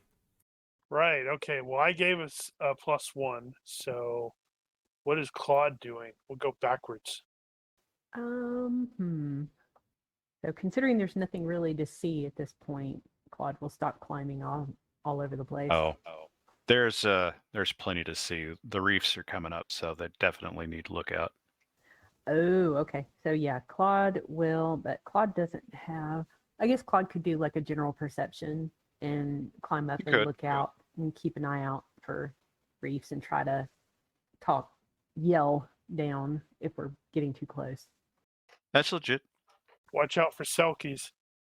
Woot. Oh, close. So we're at +0, and now it's time for Sir Randall to screw something up. Here I come to save the day. No, guys, it's not what I meant. What I meant to say was, you guys are the best ever. So I guess that's +2. Yeah, I guess it is. And then Lieutenant Rogers comes in and needs to critically fail, so we go to 0. All right, what's Rogers going to do? Well, I'll do another seamanship roll. See, it was all a setup. It was all planned. I wanted to make it sound so bad that when it really the truth came out, it just hit home so much better. Really, all you did was quit trying to encourage people and just say, "More grog if we get away." We tapped the kegs. Should be yeah. So we're at +3 on our chase roll. All right. All right, you want the roll now? At that. Yep. Go ahead and roll it. Damn, you tried to screw that one up. Maybe you'll get your hopes there, Brian. Yeah, we have to drag this out tonight. Well, unfortunately, you can't see if they're still there, but you don't see them get any closer. Maybe they were a ghost ship. What do you think, Red? Better not be. They're gonna suddenly materialize in front of us. All right. What do you think? You think they're gone? No, we're gonna keep going. You're just gonna plug it away and don't care? We're just sailing anyway. And it's like good training. All right. As it happens, not that you could see, but once you guys hit the reefs, they decided they weren't going to push their luck there. So you guys will keep pushing on as hard as you can, but you never see them come back. So, Randall, we lost them. Shall we turn around and find them again? That's a joke, by the way. So you still had a couple of hours before the sun went down, and you left the Great Bahama Bank, and you could see the depth of the water just drops right off after that, and you are now in the deep in the Florida Channel.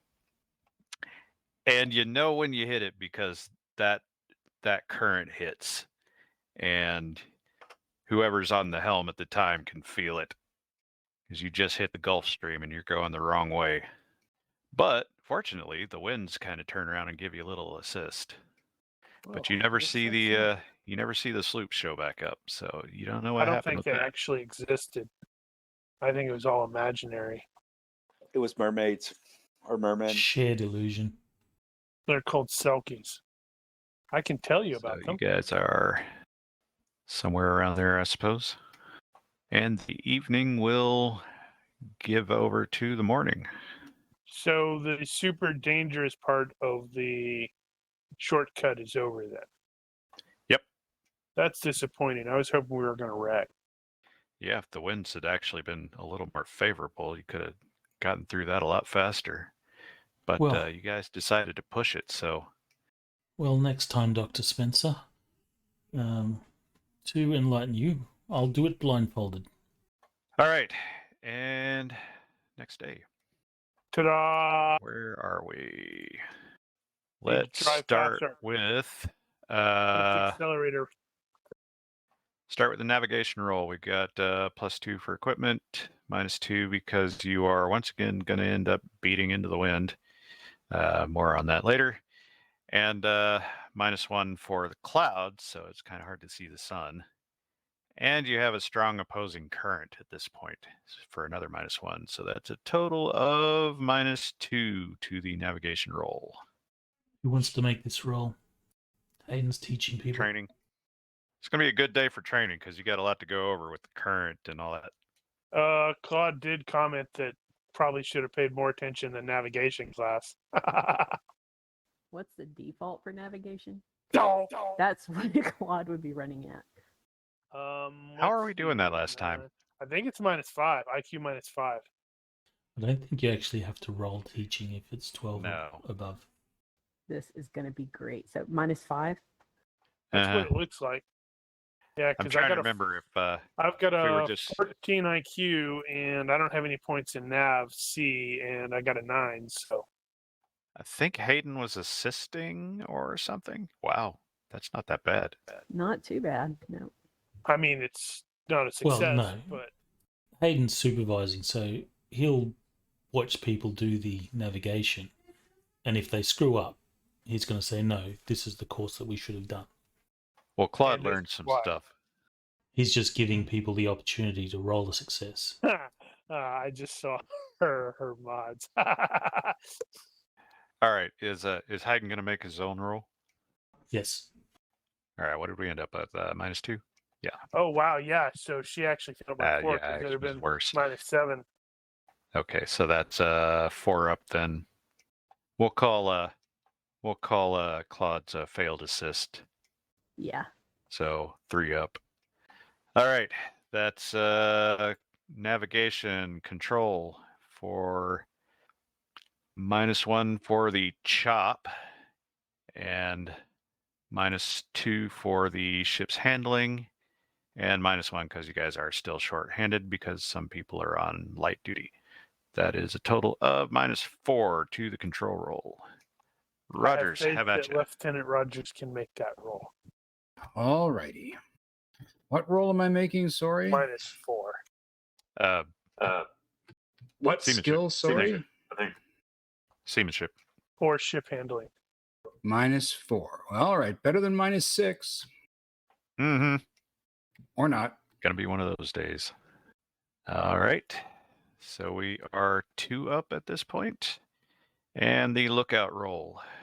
-2 for speed. +4 because you're in open water right now.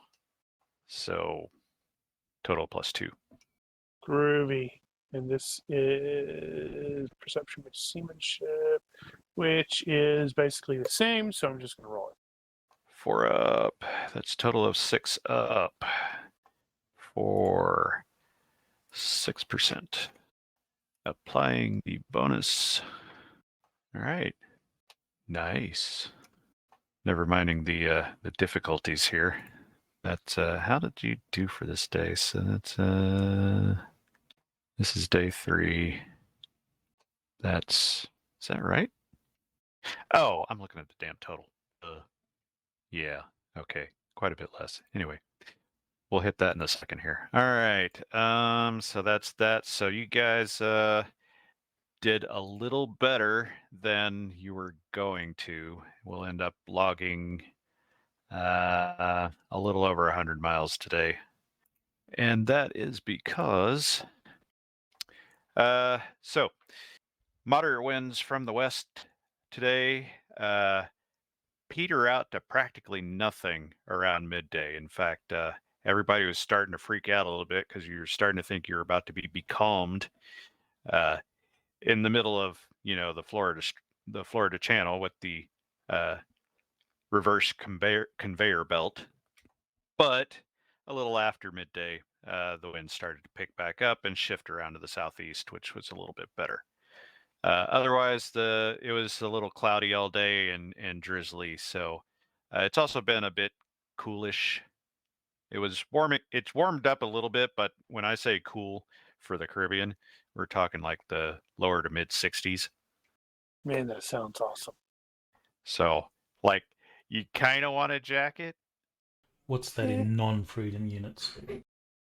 I don't recall right off the top of my head. It's half of 30, 15-ish. Wow, that's kind of cold. 15 degrees. I don't know if that's right. That's my off the cuff 15.5 is numbers. 60 degrees. Yeah, it was close. If it's like, I don't know, 65, say, rather than just 60, it's like closer to 18 degrees. So you guys carried on west by southwest after you had left the Bahama Bank last night. And you've been basically fighting the current and the wind all day. And otherwise, you're out in the complete deep water, nothing to see here at all. Well, there's water to see. And Other than water. Selkies. Yep, There's a lot of water. Water everywhere, not a drop to drink. You didn't see any selkies today. Not today. But That we know of. Right. Now, I need for Mel to give me a D2 roll, or just make an even odd roll. I don't care. Dun, dun, dun. A D2 roll? How do I do that? Is it just I don't know. plus? Can you do it /die 1d2? Yes, you can. I just roll. Okay. There you go.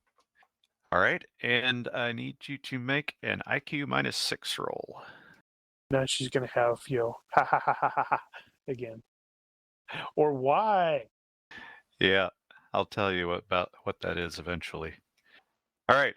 Unless he forgets. Wow. The Bahamas is actually less tropical than I thought. Well, it is a bit further north, depending on where you are. Yeah, the Bahamas would be, yeah. It's a fair distance from the equator. Yeah, the equator is all the way down to friggin' Brazil, I think, so yeah. It goes through Ecuador, bottom of Colombia. All right, so Claude is sitting with the old man on top of a country grave as he is preparing tea. And the two of you are speaking in English, as you usually do, because you share that language in common. And the old man points to the grave, which has a name on it that you can't quite make out, and says, "This is me. I must be dead. I don't feel dead. I don't know why that is. Perhaps I am now only a dream. My mind swirls, unfocused. I can't seem to wake." And as he continues making tea, he points to some shadows moving around a short distance away in some kind of graveyard, churchyard, ruin thing, whatever this is. And he says, "They search for the skull, but they will not easily find it." Okay. And he pours some tea and offers the teacup and says, "Drink this. It's important." Okay. Claude will, hang on. Claude has no choice because Claude is dreaming and has failed to go lucid. Oh, okay. So yeah. So Claude drinks tea, and the lights go all red and things get all bendy. And the old man's voice echoes and repeats as he says, "There's something I needed to tell you. What was it? Ah, yes. Don't go to the boathouse. You're walking through a red forest and the grass is tall. It's just rained. Most of the blood is washed away. There's a house in the distance, cedar and pine. You've been there before. You're not alone. There's a man. You see him. You go to him. You know him like a memory of tomorrow." And then you wake up. And it takes a second or two for the red to fade away. Okay. Can I get like all of that stuff you just said? I tried to type it out, but I don't type that fast. Yeah, don't bother trying to type that out. Where did I put that? Okay, thank you. I was thinking of you. I knew you'd want it. Yep. Okay. Yeah, so that was, you were asleep. This was your evening down period, which was the D2 roll.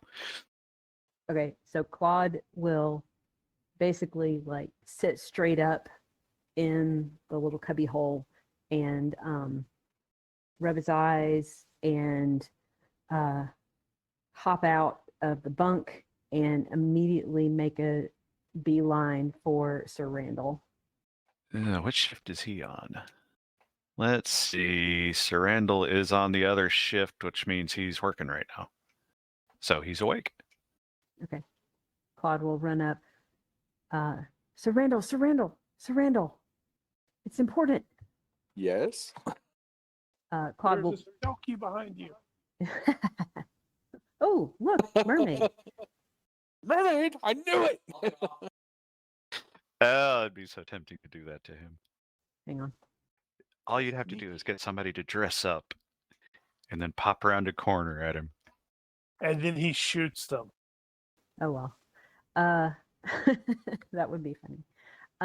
So Claude will basically relay the dream and the fact that he thinks the old man is now dead and people are hunting for the golden skull, and will relay as much as he can, in the fog of dream, of dream to wakefulness, relay what the old man said about the forest and the house. Is Claude literate? I don't remember. Hang on. Hang on. Maybe not. I just have native spoken English and French according to the... Yeah, she can't read. May have to get somebody else to write it down for him. Yeah. Well, he'll kind of, I'll be, listen, obviously he's going to whatever tasks he's at. He's a slacker. He's just... Yeah, exactly. He's like, well, this is definitely much more interesting than whatever I'm supposed to be doing. So he'll listen intently. He'll ask some questions. And is there? I don't know. Alright, head to Washington. Can I? So does it seem obvious that the old man is dead, or is there any clues as to who might be, chasing based on the dream? I don't know if there's anything I can intuit from her dream, or even is there a skill roll against the riddle? Yeah, No, Claude's not really. perspective. Yeah, from Claude's perspective, the people that the old man pointed to were shadows, so there would be no detail to relay, just that they were there, and he said they were looking for the skull, and that he didn't say that he was dead, but he pointed to the grave and he said he must be dead, and he seemed a little confused about it. Well, is she feeling any particular pulling right now? Yeah, that's a good question. Well, if she knows that she only feels that when she holds the skull. I'll hand her. Well, do you have your skull? Do you feel any pulling? Claude will pull it out of the little pouch that he keeps it in and hold it and see if he feels anything. And then He does. Is it the same direction? Yeah. Particularly stronger, or more, defined. And I'll try and find where our charts are, and whoever's got them to ask to lay a line of triangulation down. Go to the compass, get a bearing. Yep. Yeah. A quick question. And time and location. Yeah. Quick question for the GM. And the discussion about a house of cedar and pine. You said you've been there before. Does that trigger any memory for Claude?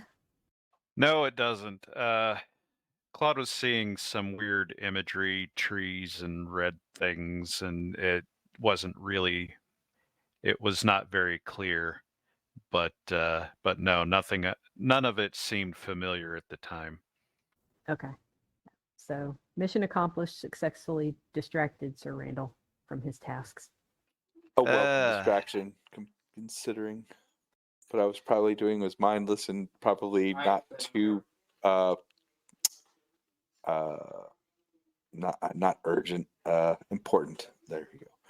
And with that, we crash All because I didn't do my job. because you didn't do your job. You had one job. Let's keep your finger in the leaking hole. We sank. Let me see here. That was day 2. Cryptography wouldn't play into that, would it? No. That's identifying or figuring out cracking codes. Right. All right. So A riddle is just before we move on to day 4, let's take a break. No.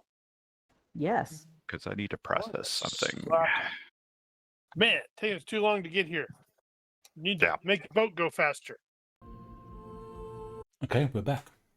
Yay. So, correction. I did not actually check to see what would happen if you went through the bank at full sail. And I was not prepared. Lame. So, actually, you are more like here. So, that We should said, be there tomorrow. your expectation is you'll probably make port tomorrow. And get situated. Damn it. That was freaking, yeah. Friday, 16 February. We need navigation roll. Navigation roll is going to be at +2 for equipment, -3 for clouds, +2 because it's coastal, and -1 for strong opposing current. Total +0. of Ooh, I'm hurting. +0. Oh, having pains. Now I've got to look up penalties. Mr. Rogers getting ahead of himself. Oh, that was the healing. Did I forget to do that last time? I did, didn't I? No, we did the healing last time. I don't think we did for day 3. Yeah, Why we was did. it -4? Because of being at sea and light duty and Mm-hmm. And then, the apocalypse. did you add the +1 for Ooh, I did not. Yeah, so So I succeeded. Woo! booyah! And I get 1 hit point back? I think that's Yes. it. Yeah. Amazing. Well, it'll be better once we get to Havana. Oh wait, no, you got a bunch of stuff you need to do in Havana. Yeah. Meanwhile, Well- Bold is like, well, while you're running around, I'm gonna break out a hammock and sleep.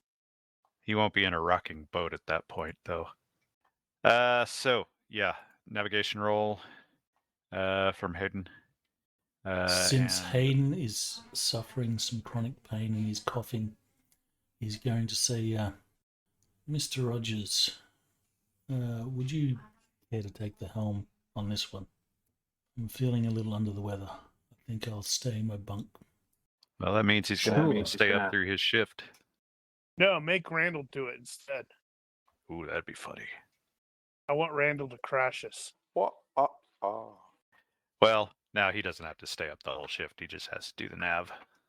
Which it is bloody cloudy today, so he's not going to be able to see much of the sun either. Hence the penalties. What do I need to roll? Straight navigation. Excellent roll. Wrong skill. On the wrong skill. I was going to say you could keep it. Or you can take the new one. Which was actually better. All right. So that is the day's navigation. That is 8 up. Control is going to be -1, -2, -1, -4 total. So 1 for chop, 2 for handling, 1 for being shorthanded still. That's ship handling?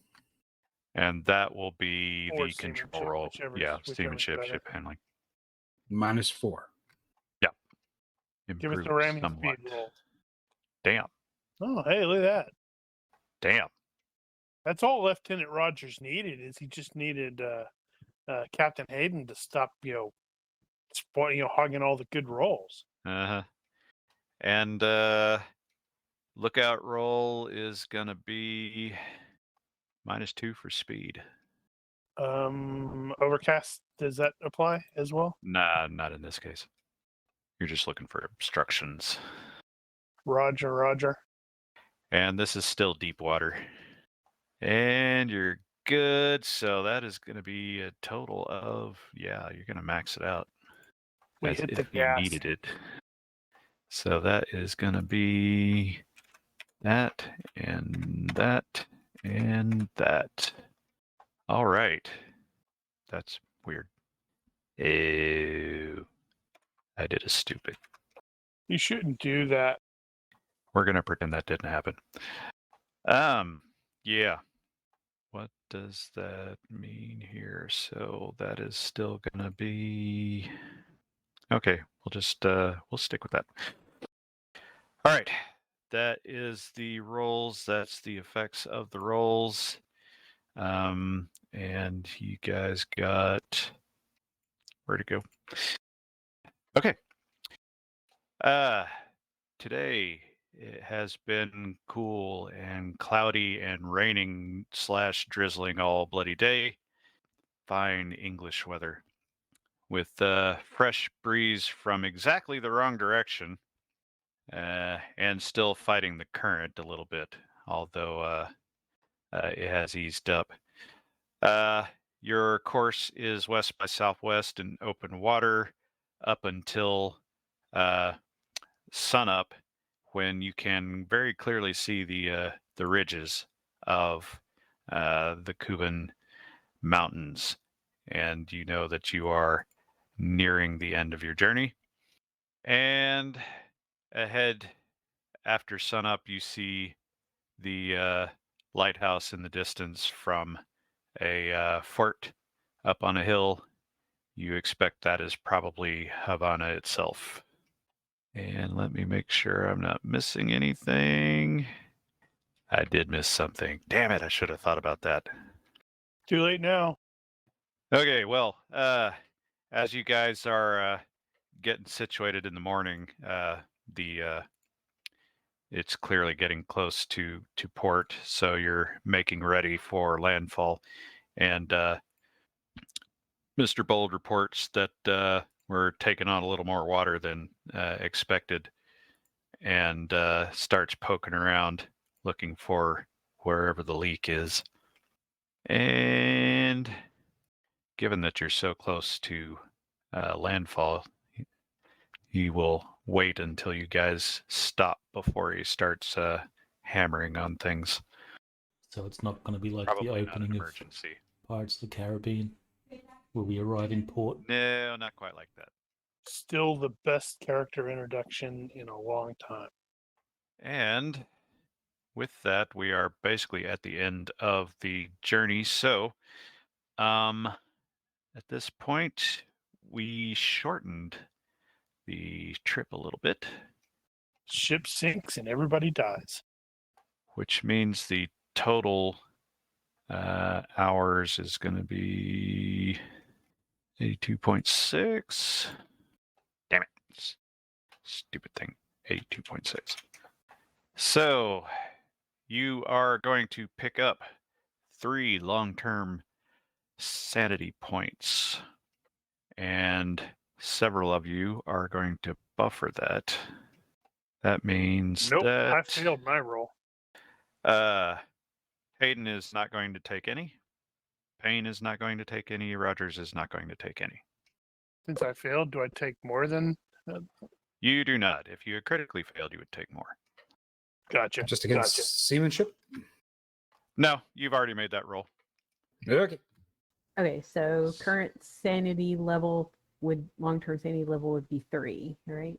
You said 3 points. So, let's see. Looking at the thing, you got long-term. Okay. Stability points. Yeah, I got it. Yeah, we needed to actually. I didn't break those out when I added them into a long-term and regular. So right now you've only got the sanity points there. So what I would do is add a Damn it. long-term one. I don't have anything. I have long-term stability. Do you? Yeah, I have long-term stability and stability points. Well, apparently I didn't add it to Claude's. I just have stability points. Maybe I'm looking in the wrong place. Hang on. No, probably not. I may have added it myself. You know, it's not You like may we have can added it really yourself, but tell I don't know why. who's. Because In Claude's case, it's on the front page of the character sheet, the resources tab, I see it now. and I just added the LT stability on there. Okay. So Do I need to bump it up to 1? make that a 3. Done. All right. So Rogers has stability points. He's got LTFP for hunger and sleep. yeah, I did the same thing on yours. So you'll want to add a long-term stability line on there, but you don't need to add anything to it at this point because you succeeded. yeah, they're accustomed to long voyages. Mm-hmm. I'm kind of So- tired of this boat. What that means is Claude is a little bit sick of this shit. It's so expensive. So stability points works a lot like a lot of other functions in GURPS, in that if you take more than half, that's like a major wound, and if you get down to below a third, you start having ill effects. So right now you're well above the threshold, but you don't want to push it too hard. Wonder if I should give you an extra one for the dream. Nah, we'll go easy on everybody. Still learning how to use that thing. And we haven't had anybody go crazy yet. Morning For craze. future reference, I looked at the chronic pain. It's once per day, but the GM decides when I make that roll. Yep. Right. So Right, you can and, choose. You can choose a time where, a stressful situation, maybe that's when it acts up or whatever. Yes, and I'm going to have to keep trying to remember that because I'm going to keep forgetting it's there. Or maybe I'll just roll every day, and then you can say, if I fail, then you can choose when it happens. Well, keep reminding me. All right. All right, Let's get so into Havana. that's the stability. So you guys are some distance out still, and at this point, you guys are still planning to enter Havana port directly. Yes? Yes. Question? Yes. Yes. Okay. Yes. All right. So, in the morning, you see a lot of smaller ships coming out. Clearly, the fishing fleet, and it's a big one. I think they're packing. There are a lot of other smaller vessels, probably fishing boats, and the tenders will come out and deliver provisions and that sort of thing. So a lot of back and forth. It's active. It's Friday, not Saturday. So end of the work week, assuming they even do that. And way out in the distance, a few miles out, my images are a few miles out. We just want to know where the treasure fleet is. Where's the treasure? I'm getting there, goddammit. So, you guys are actually coming from the other direction, kind of that way, or from that way. So is the port over there? That is the harbor, yes. So there's a long stretch there to get into the harbor. And you guys are well aware of this coming in. And I am going to get you the thing. Wow, that's a really defensible position. It is. And it is pretty well defended. That's the first thing you see is that fortress up on the hill. What is Haydn's Caribbean area knowledge? It's above 12, isn't it? It is 13. Okay. And Rogers Americas is somewhere around there as well, I think. Let's see here. America's 13. Yeah, so Rogers is less likely to have heard the specifics, but Hayden is familiar with the more or less the layout of the place and knows about the forts and all that. He probably doesn't know them by name or anything, but he was definitely expecting this one up on the hill. And so early in this morning, well, it's been raining the whole time.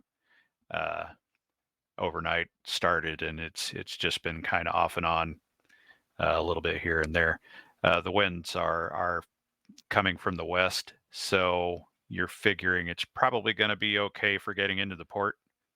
And you guys are arriving or going to arrive around 10 a.m. ish. Would I have you at 10:30? So I believe that's going to be a little after high tide. Let me check that. No, that's right around high tide. So you guys have consulted your charts and everything. You know there's going to be a fairly significant current going into the harbor, and given that you're arriving at high tide, then it won't be so bad. So you're actually looking pretty good for actually getting into the port. Now, Hayden will also recall that they have a chain across the port, so you guys are going to have to be allowed in.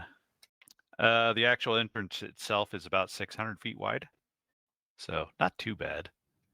Narrow on a geographic scale, but you can get many boats through that without too much trouble.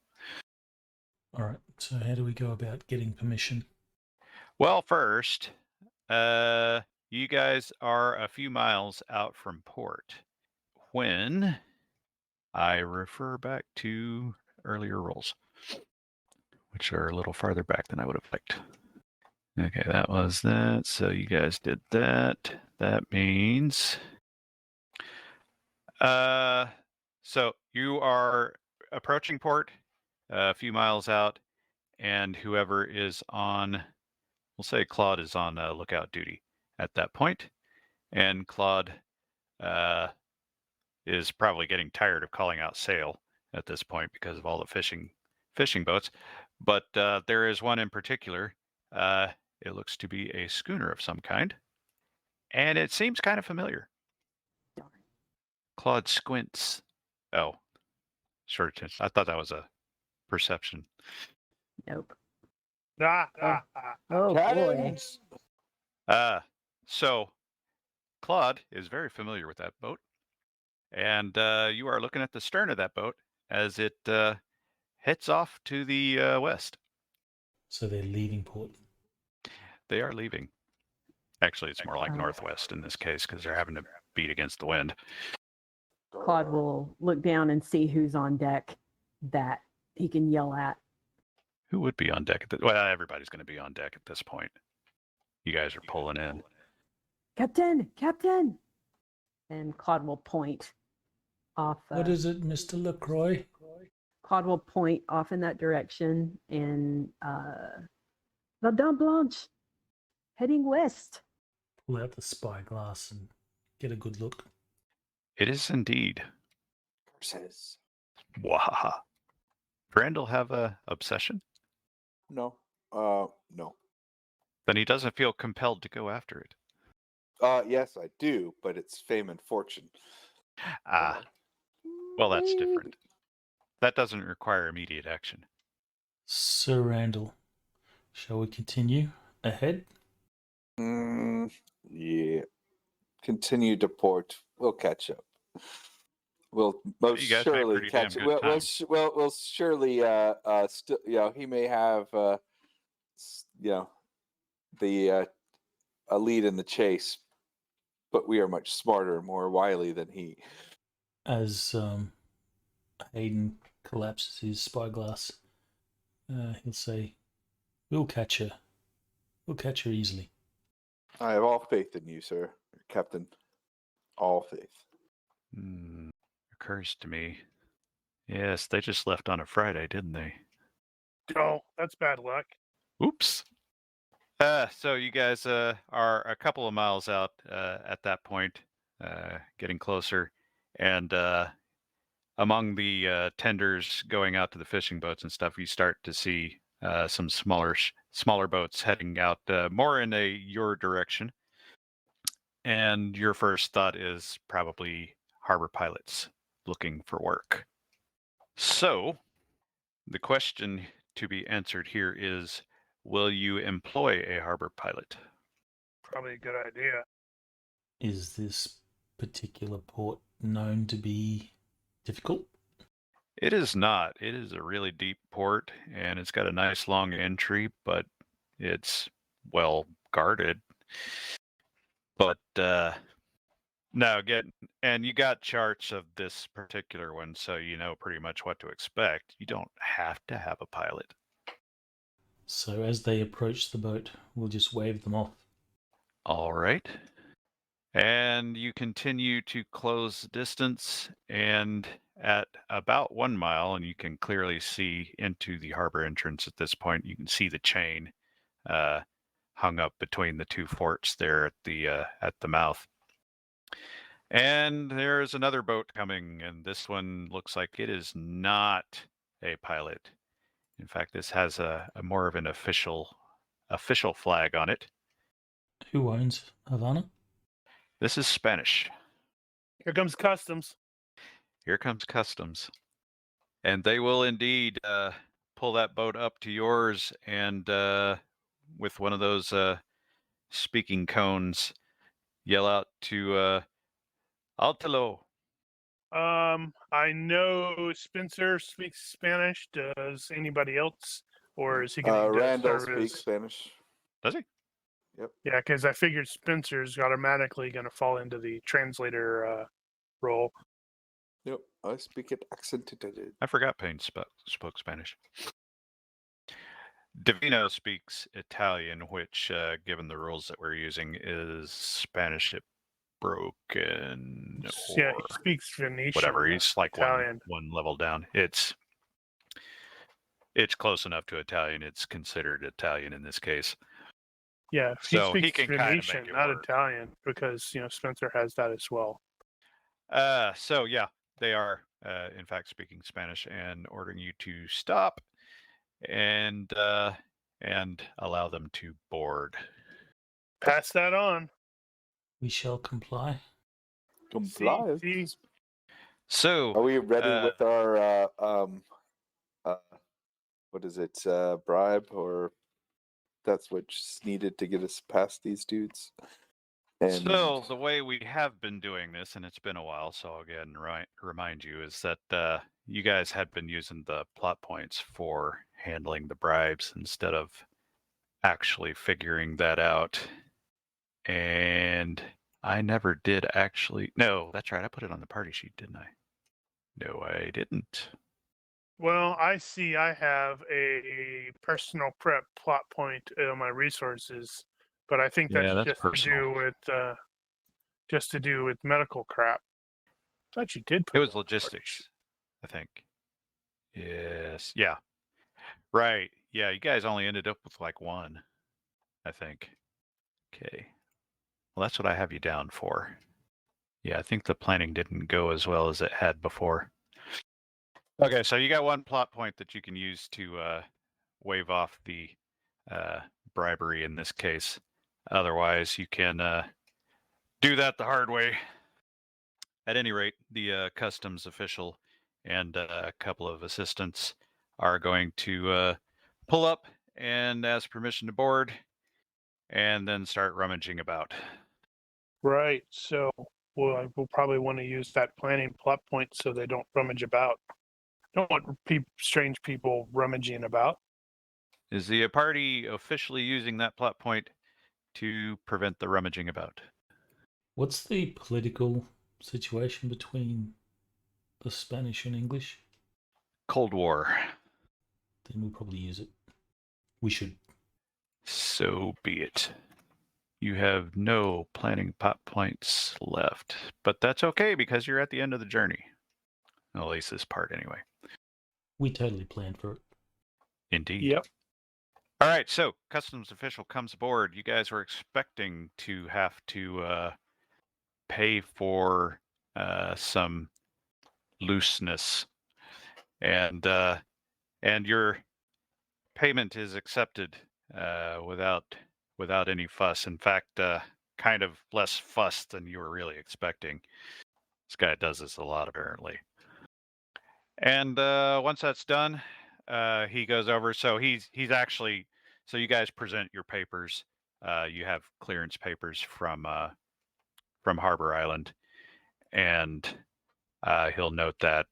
And you also have your cargo manifest that all it has is a ton of goods on it. They're English goods. He's like, yeah, well, there's only 1 ton though. And he looks over and says, that's not that big a deal. Yeah, screw it. So he takes the bribe and then sails back over to the fort, at which point they lower the chain. And you are waved through. And in you go. Well, here we are. You are now in Havana. Oh, nah.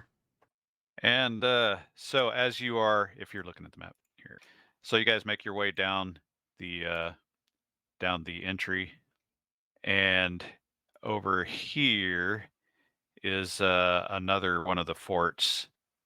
There are 6 in total, I believe. And this one is a bit smaller than the ones that guard the actual entrance. But around this fort, you see a number of very large Spanish cargo vessels. One might refer to them as galleons, perhaps. And it is very clearly the treasure fleet right there. So we shall refer to them as loot. Yeah. And those of you with the seamanship awareness, which is most of you, are going to see that they're riding real low. And as you guys are passing those and everybody's pointing and going, ooh, Hoop's like, oh yeah, I want to talk to somebody about the treasure fleet. I want to see what it's like to sail on that stuff. And Furlong stops him and says, no, you're not going to say a damn thing. You start blabbing, asking people about the treasure fleet, you're going to wind up in that fort over there in prison. And Spencer's totally not even paying attention to it. He's like staring off into the, watching some gulls. And it is very busy today. You are pointed to a berth where you can stop and unload. They have directed you to a or pointed out a warehouse where you can store your goods, where they will be under custom seal until you deliver them wherever you're going to go. Well, here we are. And Now we here need to start making plans to go to that other place while Lieutenant Rogers does some stuff in town. Oh wait, Spencer's nosy, so he's gonna have been pestering Lieutenant Rogers about what he's up to when he remembers. He'd be like, "So, what are you up to?" And then he's completely forgotten about it the next time we get around to talking. Okay, so before we are completely up against the dock, Claude is going to try to do like some kind of crazy jump from the ship over to the dock because antsy, and this is taking too long. Mm-hmm. Splash, and she gets squished. Yep. Let's see. So Jumping. let's deal with our shore business first. Well, So- she's got to jump into the water or to the dock first, whatever. Totally to the dock. Doesn't have the jumping skill. And I think it's Dex. I think. I can never remember. I think you can use Dex instead of jumping skill. Dex easy, basic 203. Awesome. Claude is very spry and doesn't weigh much. Yeah, when you attempt a difficult jump, roll against the higher of jumping or Dex. All right, so here is the agenda that I am aware of. We have Rogers searching for Pickford Rodney. We have Rogers attempting to deliver a message to one Juan Martinez Villalobos. We have Hayden, who may be or did not actually specify, but probably is looking for a One in naval his records port? office of some kind, looking for reports of the Cardinal Virtue and or Oh, wait, his that's son. And Randall's looking for somebody in this port. Davino is going to be looking for work. No, he's that's not. what he He's does. standing off in the distance with his arms on his waist, just staring. And that's all I have on my agenda, excepting if maybe, for example, Spencer might be looking for a library or something. I'm looking for a library or research or something. Right. I think Spencer is probably going to be enlisted in assisting on the research because I think that's what Captain Hayden did the last time he went looking through like military stuff. Right. Because he knew that Spencer's good at research. Plus, most of the documents here would be written in Spanish, and well, you clearly want Spencer to be able to read that. Yeah. There's that, and then once we start looking at gathering any cargo or whatever after the fact. No, I have no idea if Claude has anything that he wants to be doing. Any big plans? Running line Not- like a crazy person. Not here, but Claude will make use of what you mentioned earlier, that listen for rumors and secrets and stuff. Maybe go do a little shopping, in quotes. Actually, Right, Claude should awesome. probably have some kind of SOP of looking for Philip. I'm Yeah, right that's here. true. Oh, wait. Right. Not that Philip. Yeah, wrong one. I'm gonna make a note of that so I don't forget it. You forgot it. You have whatchamadinger on. Snap What? grid. Of course he does. Now, Snap to Grid is always on. It's on by No, I mean default, on which is the irritating. activities in town. Can't really point to what I want to do. Yeah, give me. A Yeah, so if he's not pressed into doing that stuff, assisting, actually, yes, it does. There, Nosh. As far as I know, because it's applied to any health roles. mm-hmm. Excellent. No, but I'll remember this. when if he's not if Spencer's not when he's not doing that stuff, he's probably just gonna he needs to get probably some more paper, more ink, stuff like that. Maybe keep an eye on Dora to make sure she doesn't get carted off again. Can we send some of the crew that the crew to go secure cargo and stuff? Yeah. So we should try. Oh, you mean actually do the trade stuff? Yeah. Well, you guys can start talking about that because Yeah, Spencer's fine with doing it. He generally Well, but I mean, you have helps other us stuff to do, though. I thought. Well, these that's things are different. not. Yeah. These things can be done simultaneously, typically. So obviously, Spencer can't be in two places at once, but he can participate in search efforts for different things while you're waiting for other stuff to happen. So it's not going to be a problem. So having established that, I am going to bring up money. So right now you guys have a lot of British money and you are in a Spanish port. And while they will probably take British money, they're probably going to charge you more for it. So the first thing we do once we get in there is we find a money exchanger. Banks are not hard to find, and you can go there and exchange money if you want to do that. See, you will have to figure out how much money you want to change over. But you guys are familiar enough with the exchange rate. Spanish coin is used all over the Caribbean, so you guys are very accustomed to it. Monkey looking for trouble. Let's see here. So we've got the search for trade, and then the search, and you guys got to deal with your lodging and that sort of thing, wherever you're going to stay. The plan was for 4 days? Yes. Approximately, with a option to bail early. There's early. An aha moment or the clue of all clues. Or, Rogers comes running back towards the ship. It's like, we're leaving. Or Payne comes running back to the ship. We're leaving. Okay, so yep. I am going to get some rolls out of the way. And this is how we're going to do that. So we'll start with Rogers and the Rodney thing. And let's see. We have, in this case, -1 for the local population, +2. Rogers does not speak Spanish. Question. 9. You don't have a hobnob with the.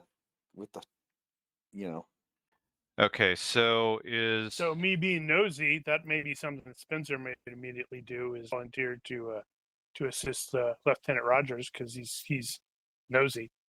I guess you guys have two potential translators at this point. You've got Spencer and Payne who can translate. So if you guys need to coordinate so you can get around the language problem, that's fine. Is Rogers going to enlist aid from one of them? Oh yes. Okay. Who will he contact for this? Does a good doctor speak Spanish? Oh yeah. He speaks all the languages. No, not all. Not all. Just 1, 2, 3, 4, 5, 6, 7, 8, 9, 10. Just 11. All right. The doctor will come with me then.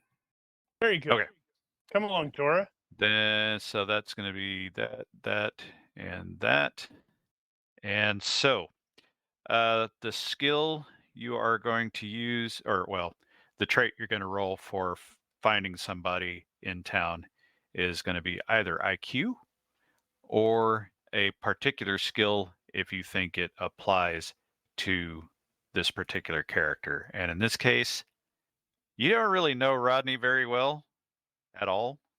In fact, I don't think you've ever actually met the guy. You just know that he lost the map or the painting in a gambling thing. So what's the thing behind the map? I'm trying to think of any skills that I may have that could assist him in finding. Well, you're not trying to find the map here. You're trying to find a person. No, I know, but I don't know what the deal is with the map at all. The painting is just a painting, but it happens to also be a map. Okay, so it's painting and gambling. Does Lieutenant Rogers have the gambling skill? No. Wow, that's really. I think that. No, well, he was an officer. No, officers would still gamble. It just wasn't as. Hey, he probably gambled. He just didn't learn gambling. I had a. So, given that it's gambling, I have some other ideas as to potential skills if you want to try something. But what do you have in that regard? Oh, what would you not like much. to try? Well, I was going to go into a tavern and start to drink and ask questions. Carousing. Does he have That carousing? I have. I have that and sex appeal. All right. Then if you want to use your carousing skill to try to track down Pickford Rodney, I will allow that one. So that will be your search skill. You will be at 0 penalty because you're getting help. And you can roll that in the box. Okay. And if I blow it, I'd like to use luck, if I may. I will consider that. I think Actually, the way that go ahead. I think the way that works is you just go ahead and roll 3 times, and I'll pick the best one. I see. Yeah, that makes sense. I definitely will do that then. You're totally rolling 3 17s. You realize that, right? I mean, if it was Mel, it would be 3 18s. So noted. Now, these types of searches typically take 1 week as a base. So you can knock that down with taking less time and that sort of thing. What I'm going to do here in this case is use your success or failure to determine how long it actually takes to find the guy. And in your case, let's see, what does that get you? I'm making a note because I have to come back to that later. All right. Now, you can do both things at the same time, potentially, for searching for your other one, the Yes. delivering the letter. So, as a reminder, the deal was this is the letter that you guys found on the guy that was assassinated at Port-au-Paix, and Wilhelmina Deering asked you to try to deliver that letter here to its intended recipient. The name on it was Juan Martinez Villalobos, and she wanted you to try to deliver it in such a way as they won't realize that it has been intercepted. Now, can I use my spycraft skill to figure out how I best can do that? Not only can you use that skill, but I will require it. Unless you can think of something else that would work better. But spycraft is what I was expecting here. So first off, you can go ahead and make one roll for that in the open to see what you can recall about the situation. And you succeeded relatively well at it. So I will tell you that although Rogers may not have been here himself, he is at least networked into the British spy apparatus to enough of a degree that he knows that in a lot of these major cities, there's going to be a British spy here, or even a ring of spies. And the trick is to find them, and they're going to know the local situation enough to be able to tell you where to find Villalobos or to even deliver the letter for you, if that's better.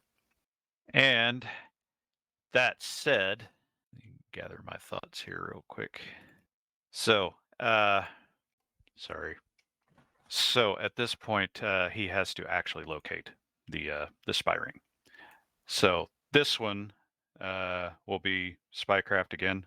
Put that one in the box, and it looks like no mods. All right. So noted. Making my note. All right, those are yours out of the way. Hayden. So Hayden is going to end up doing the same thing, except he's basically got to locate wherever the records would be, and that's going to be considerably easier. And you will need to bring a translator. You will probably need to bring a translator. So, if he's doing this at the same time as Rogers, then he will have to get a different translator. Well, luckily, Randall wanted to do research as well. True. How convenient. How convenient. That's probably not the research he was doing, though. But it's a start. He doesn't have to be there the whole time. So you're going to be in a similar situation, but because you're looking for a public office, it's considerably easier. So that is going to be, so you'll use, again, it's going to be IQ or a skill. I will allow soldier or seamanship in this case. And that will be at a +3 total. So succeed by 12. And I didn't say in the box. Do you want another roll in the box? No, you're going to know you're going to find it pretty damn quick. +12. Let's see, where'd you go? Because you guys got here early and it screwed up my schedule. Successful, boys. We messed up the GM. It's not that hard. That's another one in the win column. Well, to be fair, Daniel sort of did that to me last night. Yeah, I kind of did. So it's totally in game to retaliate. Hey, at least I made some improvements to my note system, so I'm not getting lost every time I have to scroll around. Okay, so that was Hayden's role, and he has got a translator for his thing. Yeah, I need to make a couple more notes here. So Rogers had Spencer And Dora. for both searches. I hadn't decided who Dora's running with today yet. Oh, I thought I took her. I was Well, pointing I mean, out if stuff you- to her, in Dutch, since that was the language she knew. Couldn't talk, but Well, I guess if you take charge of that situation, then that'll be settled. All right, and Hayden took Payne with him. Got it. Roughly how many weeks has it been since we started this campaign? In game, you mean? In game, yeah. It is currently Friday the 16th of February, and that is 1, 2, 3, 4, 5, 6, almost 7 weeks. All right, next search thing need to get out of the way. Davino doesn't count because he's not here. Ha ha ha. Payne looking for libraries. So, yeah, being that you can speak Spanish on your own, you probably don't need to be with Hayden the entire time. You can do that search at the same time. So, Randall is going to do the similar role. He's just looking for information. Research. So in the box, but you're going to get a considerable penalty on, or not penalty, bonus on that. That wasn't research though. Well, I guess that could work actually. Now that I think about it. Unless you needed something else. My research. Well, is I didn't think 12. about it beforehand, but yeah, actually research kind of makes sense. Let's see, 46. Okay. La la la la la. Yeah, Also, so at that some one. point in the evenings, Randall will find and hobnob with the upper crust, and governor's daughter or wife Okay. or sister, So or maybe all three. what kind of information are you looking for here? Are you just looking for basically public knowledge? Not necessarily public. Maps, any kind of accounts of the area. He's all the way over. Any other expeditions that have? But you're not you know, looking for anything esoteric necessarily. Well, I mean, if I find things that lead me to believe there's more esoteric stuff, I'm definitely willing to roll more hidden lore and that kind of stuff.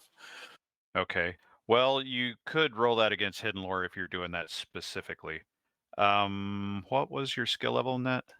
Hidden lore is 13.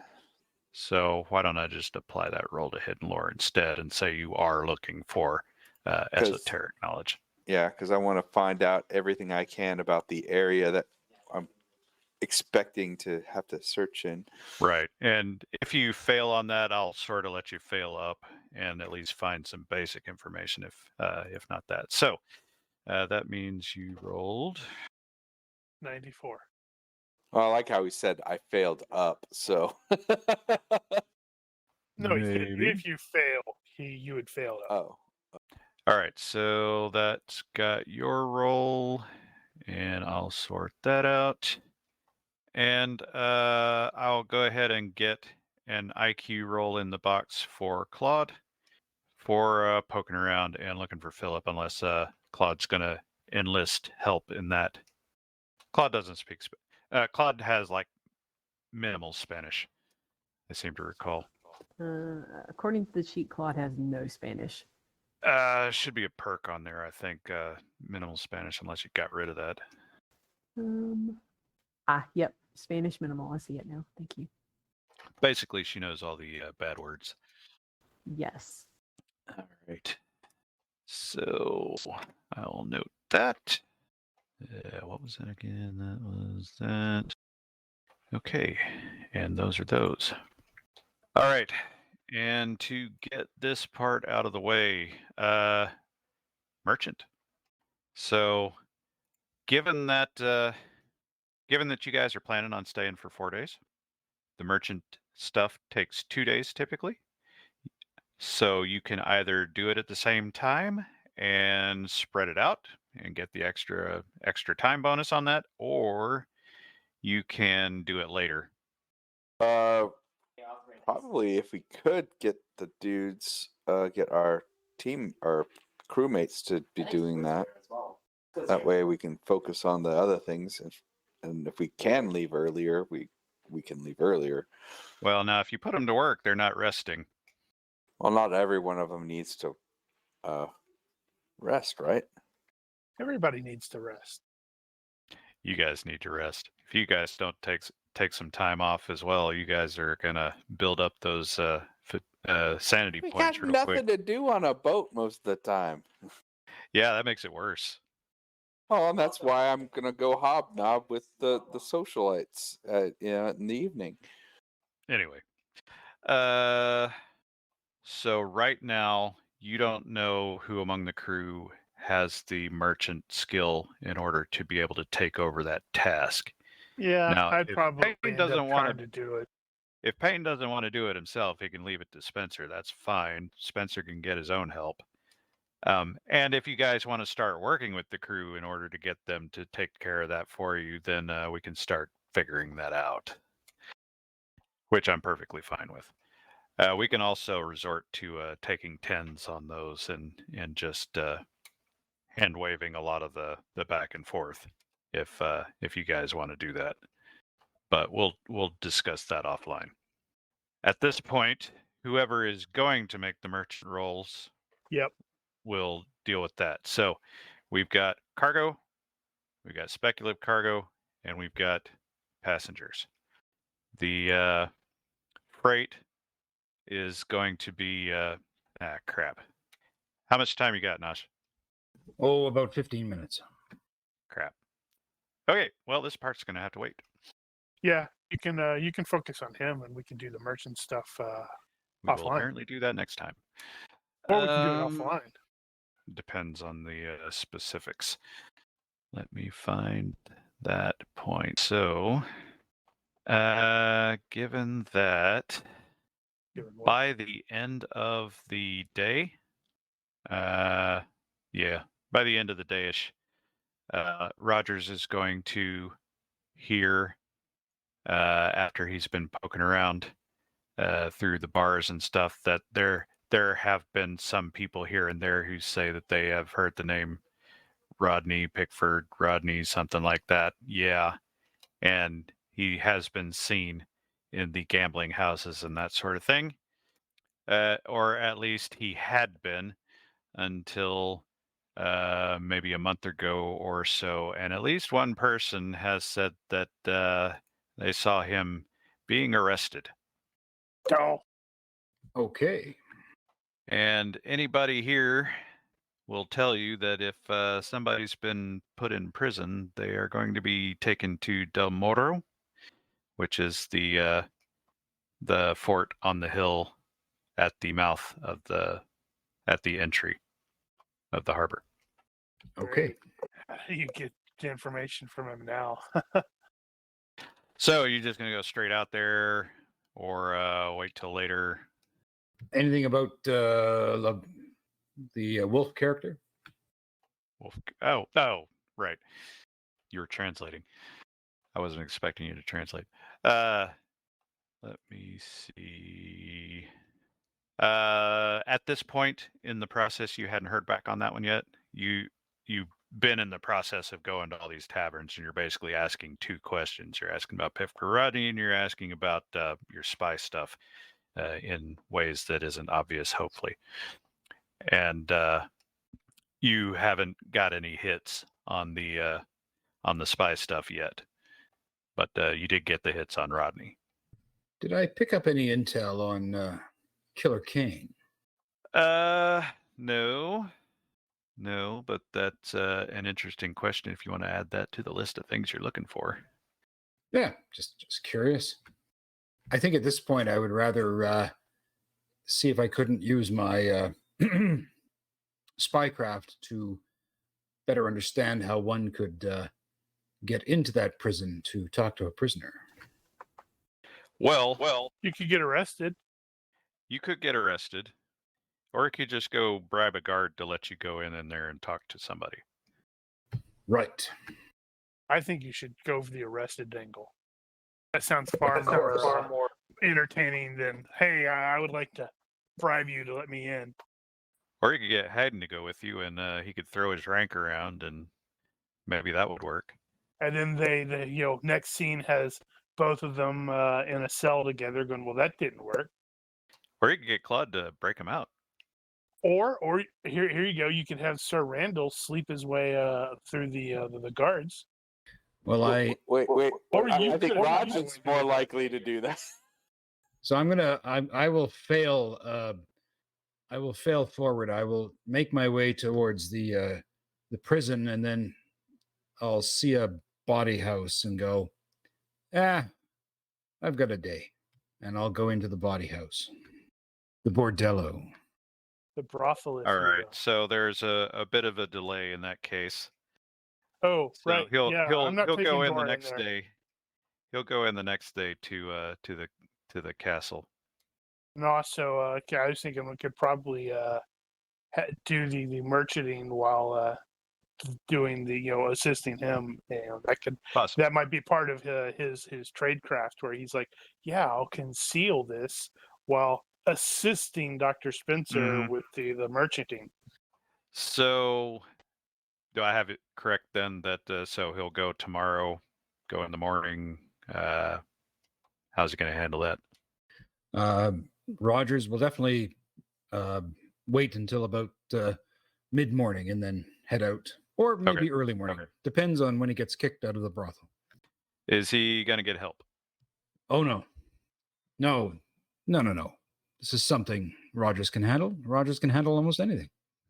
Oh, you're overconfident too? That's awesome. All right. Well, it's not that unusual for, other Europeans to be able to speak English, so you can probably make your way around. All right, so you're going to go to the castle and ask to see a prisoner? ? Yes. All right. You are seeking to gain admittance. So you can use a base reaction roll, or you can attempt to influence them to allow you in. Sure. I am going to use my, let's see, fast talk. That could potentially work, although if they realize that they had been swindled, they may not let you back out again. True. Then excitement ensues, Well, let's and see. we accidentally kick off the impending war. It may not be that bad. I mean, you're just visiting. Maybe they just kick you out.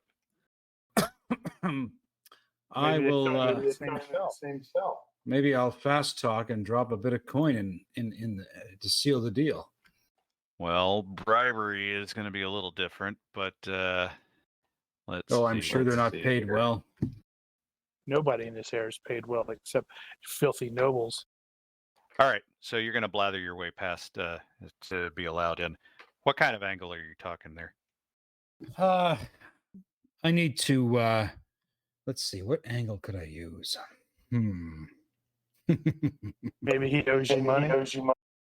No, if you're spending money. Yeah, I'll say something to the effect that I don't have much time. I need to press this guy for information. He knows something about my missing sister's whereabouts, and I'm sure if you have sisters, you'll understand how pressing it is when you're concerned for your younger sister's well-being. Something like that. He's struggling to understand what you're saying. He doesn't speak English very well. This particular, I guess he would be a clerk of some kind. Not a clerk. I guess he's just a guard. He's just a guard duty guy. But you say the name Pickford Rodney, and he's going down the list, and he says, sorry, I think you're a bit late. And he points over there into the courtyard. Says, "That's Pickford Rodney right there." And you see a man on the gallows drop. Dun dun dun. Cut to black. Just Cue the music. he's- Roll credits. He's just you say he's hanging there, or he just dropped. He just dropped. All right. Then he needs to jump back to Rogers where he goes, well, shit, and then it cuts to black. Oh well, I would have dragged that out a little longer, but you had to go. Right. Well, I will just simply look at the guard and say, couldn't have happened to a better man. And walk away. What actually happens next time? All right. So would his job happen to be open? Let's see. Last ending stuff. What do we got here? All right. Everybody's going to get 1 XP for the week. Stability. I am not going to deal with this yet. So really, mostly we're only going to be concerned with the long-term fatigue or the long-term stability points because the short-term stuff are the ones that only take 10 minutes to get rid of. So unless you're in a nasty situation, you're probably not going to have any effect from that. Clearly, Spencer's going to have to take at least one day off to go do nothing all day. Some of you are going to have to take measures. Let's see, Benny's. Nominations for someone who gets a Benny for today. Huh. I would say Hayden for, really desiring to make it more interesting, but just rolling too darn well and winning the day. Is that really suffering? Succeeding too much? I think In that for situation, him, yes, it is. was. He was agonizing over there. It's not fair. Wanted to fail this role. I didn't want to be this awesome. I'm too good. And everybody's like, shut up, dude. Yeah, I don't know. I'm going to nominate Dora for being the quietest person present. I mean, she even out-quieted Ethan's character. I'll second for Hayden. Seconded. Motion carries. All right. Extra Benny for Hayden. Eden has lots of bennies. Yeah, you guys haven't spent any a bit. I need to start doing stupid stuff to get bennies. I've only got one. I keep forgetting that they're there. Yeah, I know it's hard. It's like you need to stick them somewhere where they're in your face all the time, so you can don't forget they're there. But it doesn't matter where you put them; you'll still forget about it. Well, put them in your resource tab on your character sheet. They are. And just have that part open all the time. Right. All Well, right. That's basically it. So, if you're watching this and you have questions, corrections, suggestions, or general hecklings, feel free to leave a comment here or find us on Discord. Like and subscribe and all that. Thank you for watching. Olympus out. Goodbye, stream. See ya. Good night, stream.